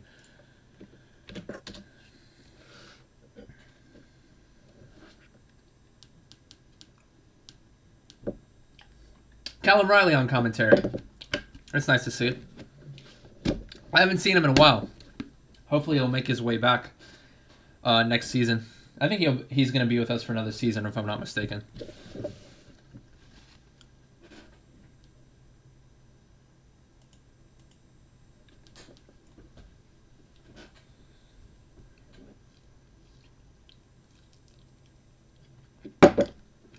I like to cut my banana into little pieces. It's like a banana split, but not really a banana split.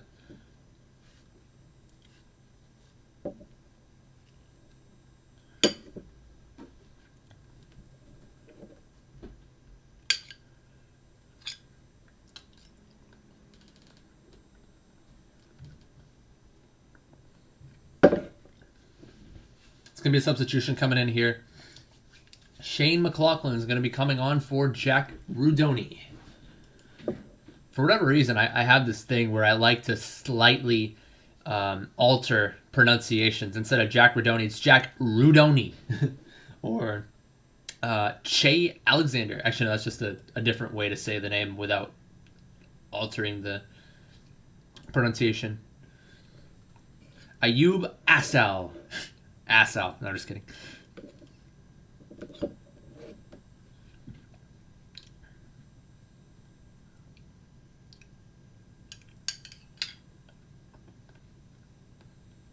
Well, Nottingham tried to play a little chip pass over to Joe Pigott. Unfortunately, Pigott wasn't able to get his head on that. It was a little too high and over. Nice header there, won by Ben Hennigan as he was tussling with, what's his name again? Marquise.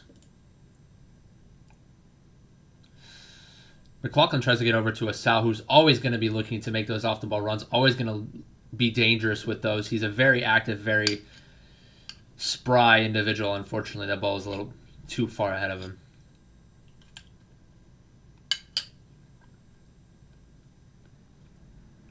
That's good to see. Alexander tries to get it over to Shane McLaughlin. Unfortunately, Shane McLaughlin's first touch as his back was towards goal. Tried to take a touch around him. First touch was kind of bad, but anyway, throw in now. Joe Pigott slips. Fuck. Yeah, they want to throw in, and the throw in was intended for Pigott. His touch with the chest, and he tried to put it in back into the box, but he slipped. So unfortunate.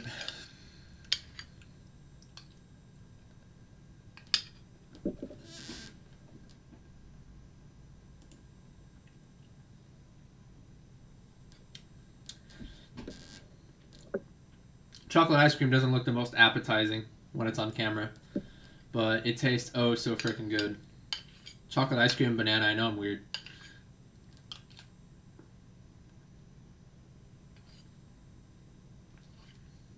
A little bit of a long ball attempt there, flicked on by Marquise. Curtis was deemed to have been offside though.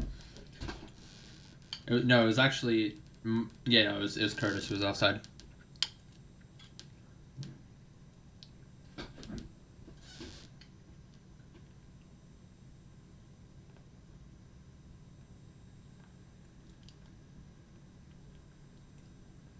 Portsmouth winning the midfield battles as well, currently.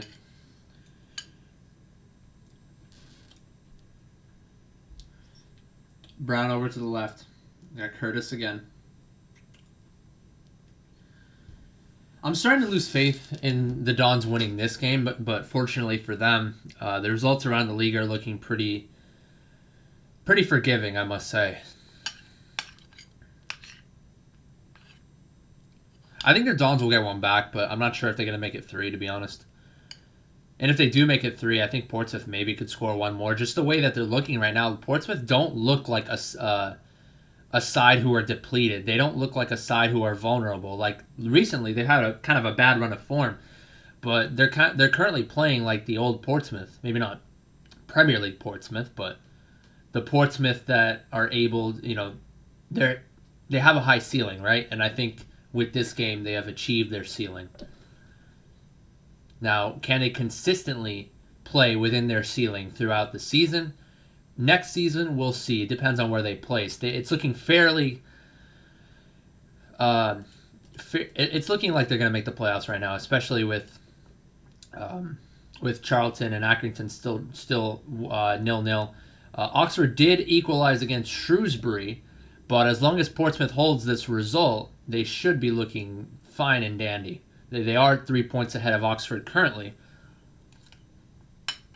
However, if Oxford get that game winner, they're going to be level on points. So, if you're a Portsmouth fan, you're more so looking at the score of Portsmouth and not Portsmouth, Oxford and Shrewsbury than you are looking at this game. Because this game, I feel like, even with 15 minutes to go, I still feel like is the writing's on the wall.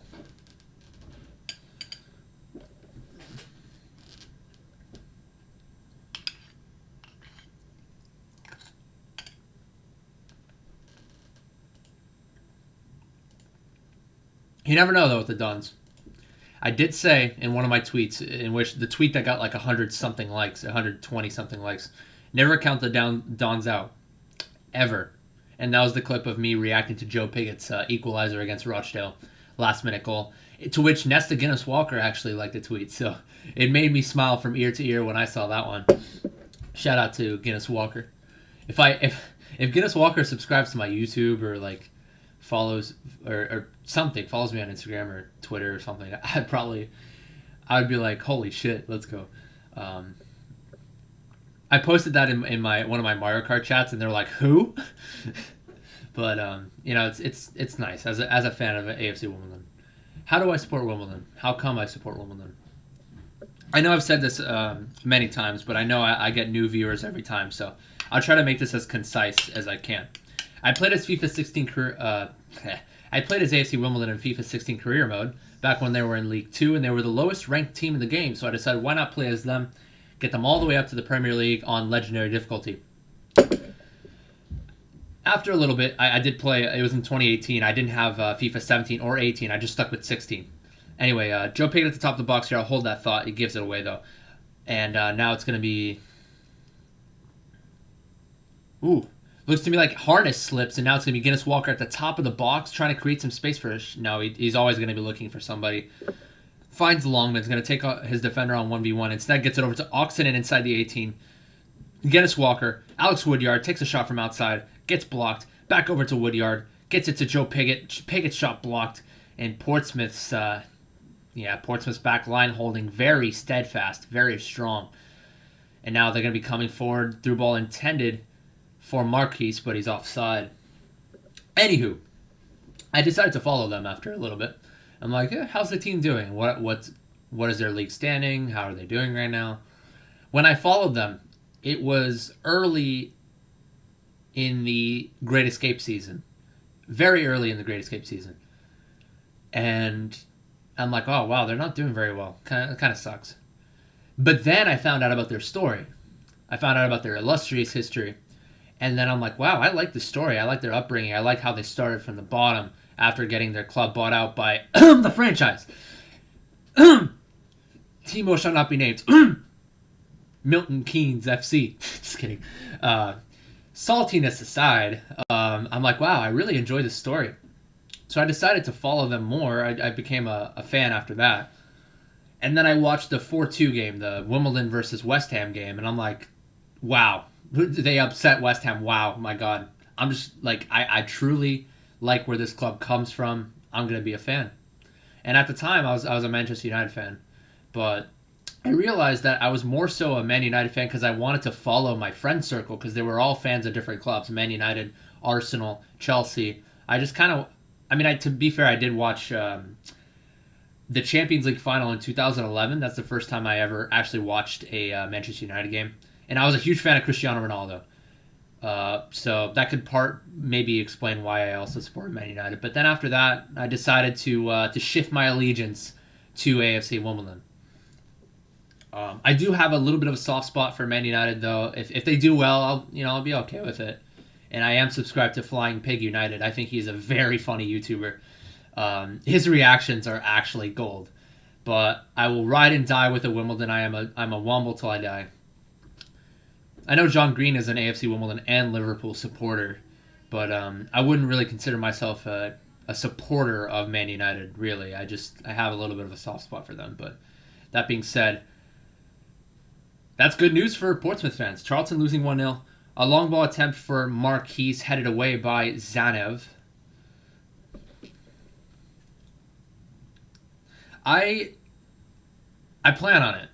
I plan on going to Plough Lane this August, as I am going to be going to Germany for a Mario Kart event, and might as well stop by England, right? If you're gonna go to Germany, you might as well stop by France. You might as well stop by England. But yeah, I hope that they allow fans. I really do, because I want to attend the very first game in which they allow fans, even if it's limited seating. I want to be there for the very first game. So even if it doesn't happen, I'm still gonna be in town, hopefully around August, and maybe I can meet some of my YouTube brethren, some of my Womble Underground Press. I don't have any real friends over there yet. I just created an account, but when I did post a little introductory post, I'm like, "Hey, I'm Jaggy. I post stuff on YouTube." A couple people were like, "Hey, I know you. Your videos are awesome." I'm like, "Great, thank you." Made me feel good, but yeah, I'm hopefully going to be going to attend a game if they allow fans. After COVID, of course. Hopefully it'll get better by August. I know in the U.S. we're opening things up. That was funny. So the goalkeeper collected it, right? Joe Pickett went over to run over to the ball because the goalkeeper was holding the ball up. And he just decided to... It was a throw-in. I mean, we don't see that very often from goalkeepers, but... He literally did a throw-in over Joe Pickett's head. As I was saying, though, yeah, I would most certainly love to go to a game. Your compatriot, John Green, the author, is also a big supporter. Yeah, I am familiar with John Green. But he has been to Kings Meadow to watch the FA Cup tie between Wimbledon and Liverpool.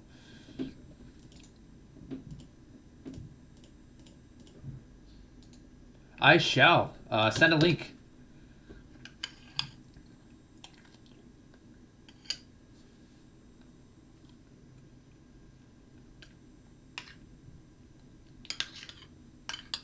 What I like about AFC Wimbledon, too, is their fans are very welcoming. They're very warm-hearted.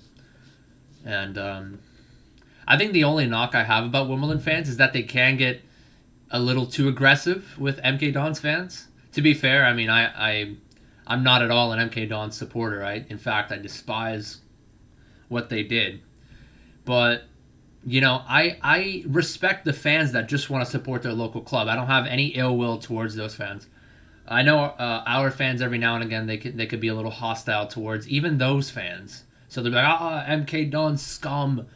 But I mean, yeah, I do think MK Dons are scum. But those fans that just want to support their local club, I'm fine with. But other than that, I think the community is very, very welcoming, and I love the community. It's a very tight knit community. I haven't even been to the UK, so I don't really have that much of a say in the matter. I live all the way in the US, so what do I know, right? But from what I've seen, I like the community a lot.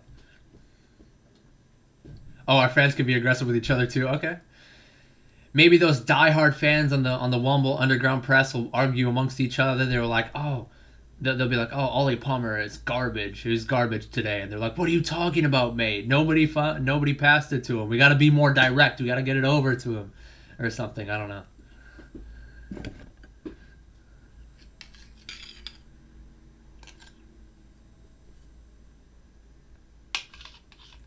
I know, that was a good throw. But, yeah, going to be seeing another substitution here. Going to be White coming in for Curtis, who I feel like has been the man of the match for Portsmouth today. I feel like through and through he's been very dangerous. in that final third for Portsmouth. So fair play to Curtis there. How many goals and assists does he have, actually? Yeah, 9 goals and 5 assists, yeah. Second leading goal scorer for Portsmouth. And third leading assist leader. Third in the assist category for them.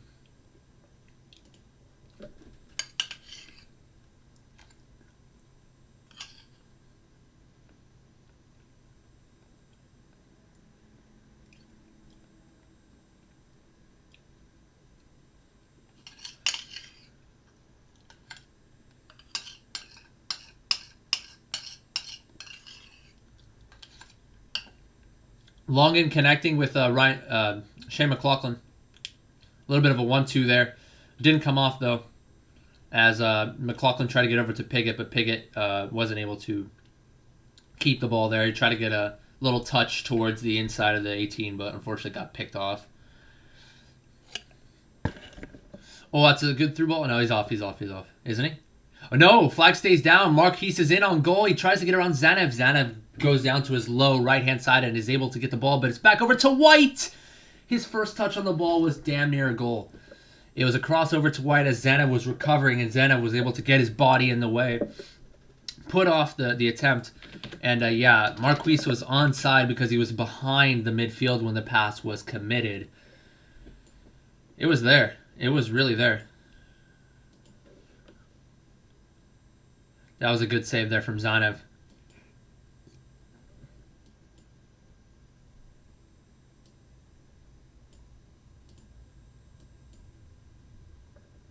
I didn't get the full Ghiazza there in a 6-second clip there, but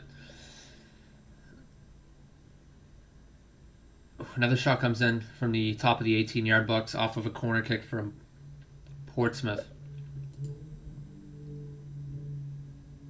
I may have a little bit of ice cream on my lips.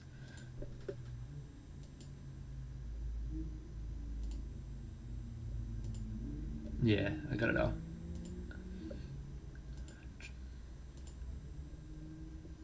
Yeah, let me post that Ghiazza real quick.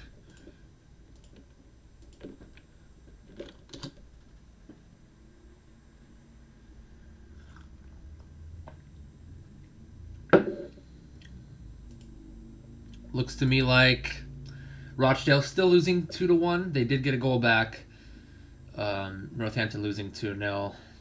I'm really hoping that Rochdale, I mean, with the draw, though, we'll be safe, I think. Yeah. Guys, we are 4 minutes away, maybe a little bit more, from safety. Hallelujah! Let's go! We will see another day. This was not necessarily a great escape because we were only in dead bottom of the table for a good, couple games or so from what I remember. It was mainly Swindon that spent a good portion of the season in dead bottom. Bristol Rovers were kind of hovering over that relegation zone, but have had a poor run of form lately, especially losing their last 3.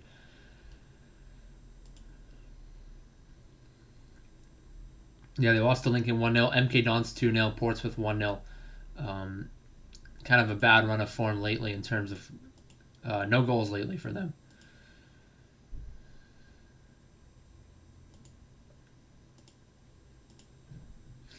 Ball played down to the left to Harness. Tries to get past Shane McLaughlin, but he defends pretty well. We're almost there, boys. We're counting down the time until we reach safety. Let's go. Come on. Get in there.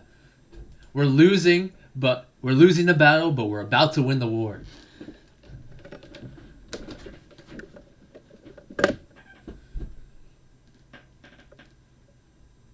It looks to me like if the results hold for Rochdale and Northampton, it looks to me like Wigan are going to be safe as well.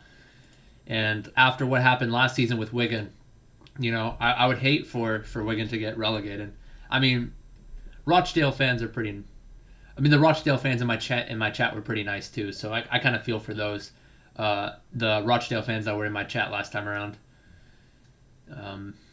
There was this MK Dons fan talking mad shit in chat. It was hilarious. And then when Wimbledon scored the equalizer, everyone was going crazy in the chat, and they were like, "Hey, where is he now? Where is he now? He's radio silent." Longman Takes a touch towards his right foot and tries to get the shot, but straight at the goalkeeper. He did say something at the end though. He was like, "Oh, you guys lost to. I mean, you guys tied you guys tied Rochdale. Kingstonian FC couldn't even beat Rochdale or something like that." I will tempt the football gods. I will tempt the football gods. Oh wait, no, don't tempt the football gods in terms of Rochdale getting a last-minute equalizer. Yeah, well, I mean, a last-minute equalizer won't affect Wimbledon. They're still safe. But Wigan, if there's any Wigan fans in chat, I mean, you're still biting your nails at the moment. If Rochdale get a last-minute equalizer here, they're not going to be safe anymore, especially since they're going to be down 3 goals in the goal difference category if Rochdale do get an equalizer and Wigan's result holds.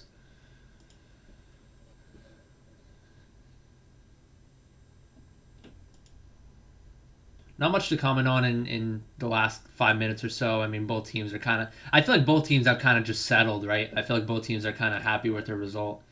I mean, Wimbledon not going to be really happy with the loss, but I think there is word on the street. I'm pretty sure the players know somehow, some way that, they're safe.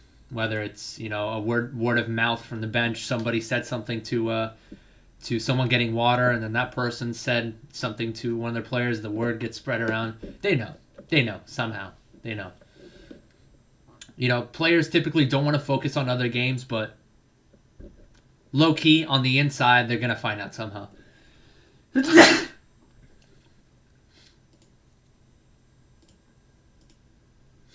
Yeah, right now Charlton they are losing right now to Accrington.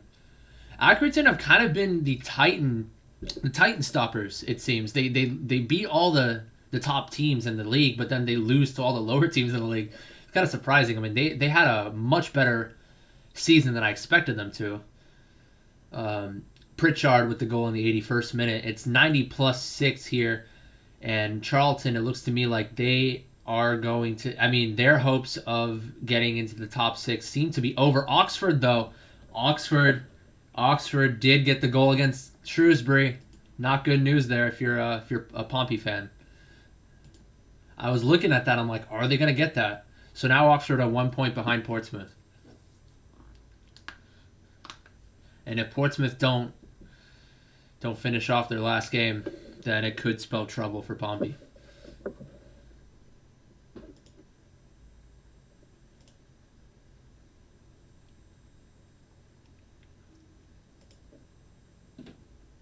Yeah, I'm not worried about that. I was even talking about how we are 3 minutes away from safety, boys. Not really. There's 6 minutes of extra time left, and we still got 4.5 minutes to play. As for the Rochdale game, 90+6 right now. Blow the freaking whistle, boys. Seems to me a lot of games are going to +6, +7 minutes, it seems. But Rochdale dominating Doncaster. I mean, 19 shots, 7 on target. And for the Accrington versus Charlton game, I saw 19 shots, 2 on target for Accrington versus single digits on both categories for Charlton. Looks to be a ball played forward intended for Marquise, and Alex Woodyard commits the foul. There are a couple of times in which he's had his hand to the back of the opponent.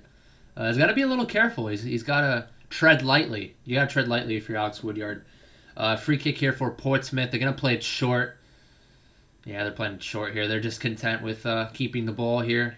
Yeah, if you're Portsmouth, I think that's the move. You just keep it, knock it around your back line. Just settle for the 3 points here. Off the ball pressure, though, coming in from Jaco Oxenden and Shane McLaughlin as the ball was switched, but nothing comes of it. What? Charlton drew? What? I don't think it's going to matter that much, though. Yeah, Portsmouth are already clear. They're already safe from Charlton. Oxford are not fully clear. Yeah, no, Charlton are not going to be promoted anymore. Even they have to win the game. Yeah, they drew in the last minute against Accrington. Too little, too late, though, for Charlton. If this result holds for Portsmouth, I mean, it's not going to matter. Charlton looked to me like they're well and out of the running. Nah, it's unless Wimbledon scored 2 with Will Nightingale. Will Nightingale's on a mission. He takes us home. That was so close. Oh, Will Nightingale cut it off. He came all the way back from the center back position to cut off a cross down the middle, down the midfield, and he was running. He was a man on a mission. It was a pass from Jekko Oxenen. Actually, yeah. Will Nightingale, man, he was a man on a mission.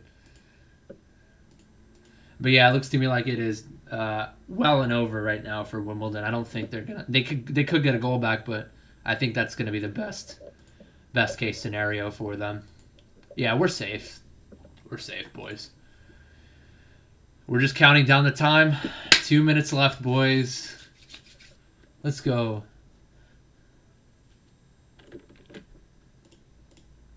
Williams on the right-hand side. Can they get one more goal? Just ahead of the intended target, Marquise. Marquise having a bad run of form lately in a few games, and Nick Zanev tried to get down to it. Unfortunately, didn't extend his hand far enough, but Marquise got put off by that, and he couldn't get his foot on that. Now Shane McLaughlin is going to come forward. And, yeah, going back to Oxen, and I feel like they're content with this. Oh, I didn't see that. Sorry. Yeah, no, they have a game in hand. I did not see that. Apologies, ladies and gentlemen. Yeah, so that draw could very much be important there for Charlton. I did not see that. I am blind as a bat. Hey, we saw the goalkeeper do another one of those throw-ins. But yeah, so Portsmouth are not out of the woods yet in regards to Charlton behind them. Yeah, my bad, guys. A little bit of misinformation there.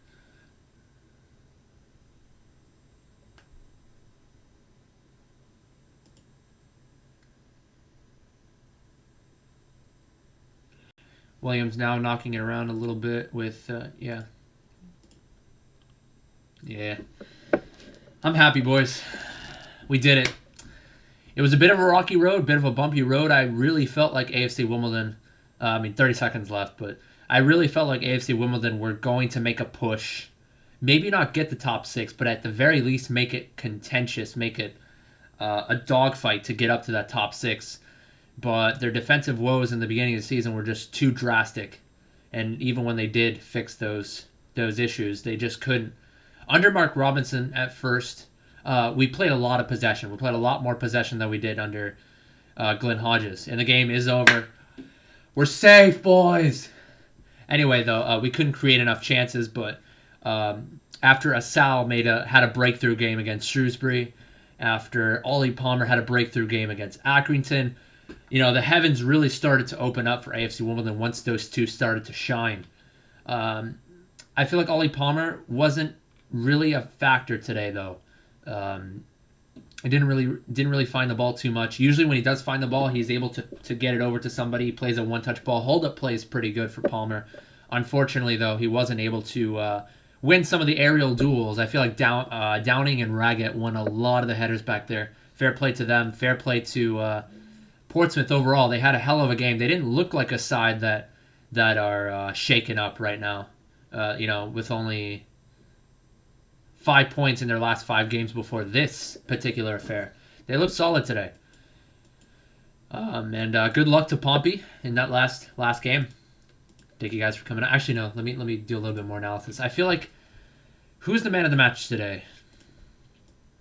Good question. Even though AFC Wimbledon didn't win, I feel like the man of the match was Nesta Guinness-Walker. I'm going to have Nesta Guinness-Walker as my man of the match today. I'm not saying that because he liked my tweet. No, there's no bias on that whatsoever. But I feel like Guinness-Walker was defensively. He did get beat one time, actually. It was only one instance, though. He did get beat by Harness, but Harness used his pace, was able to get around him. Other than that, Guinness-Walker played decent. He was up and down the field, constantly providing the threat on the offensive end. Played a couple of good balls into the box. Overall, had a solid game. I think Ben Hennigan also had a very solid game today. Will Nightingale didn't really have the best game today. Lost his mark a couple times. Notably, the third goal in which he was too high, or the second goal, actually. It was too high. And there was a lot of space for Williams to run into the channel. And he was able to dish it out to Brown, who made an overlapping run from that left back position. I thought Ben Hennigan was solid today, though. He won a lot of headers. His defensive shape was solid. And there was one opportunity where Curtis was 1v1 with Ben Hennigan inside the 18, and Hennigan was the only one back, and he was able to force him to his right foot and block the ensuing shot. So Ben Hennigan, Nescanis Walker, and if I were to have a third, I'll say Alex Woodyard. I don't think too many players stood out today for AFC Wimbledon, but we're safe. It's all that matters. That run of form that we had in April was absolutely superb. April was clearly our best month of the year. And so, yeah, that'll be it for the stream, guys. Thank you guys so much for coming along. Good luck to Poppy in the next one.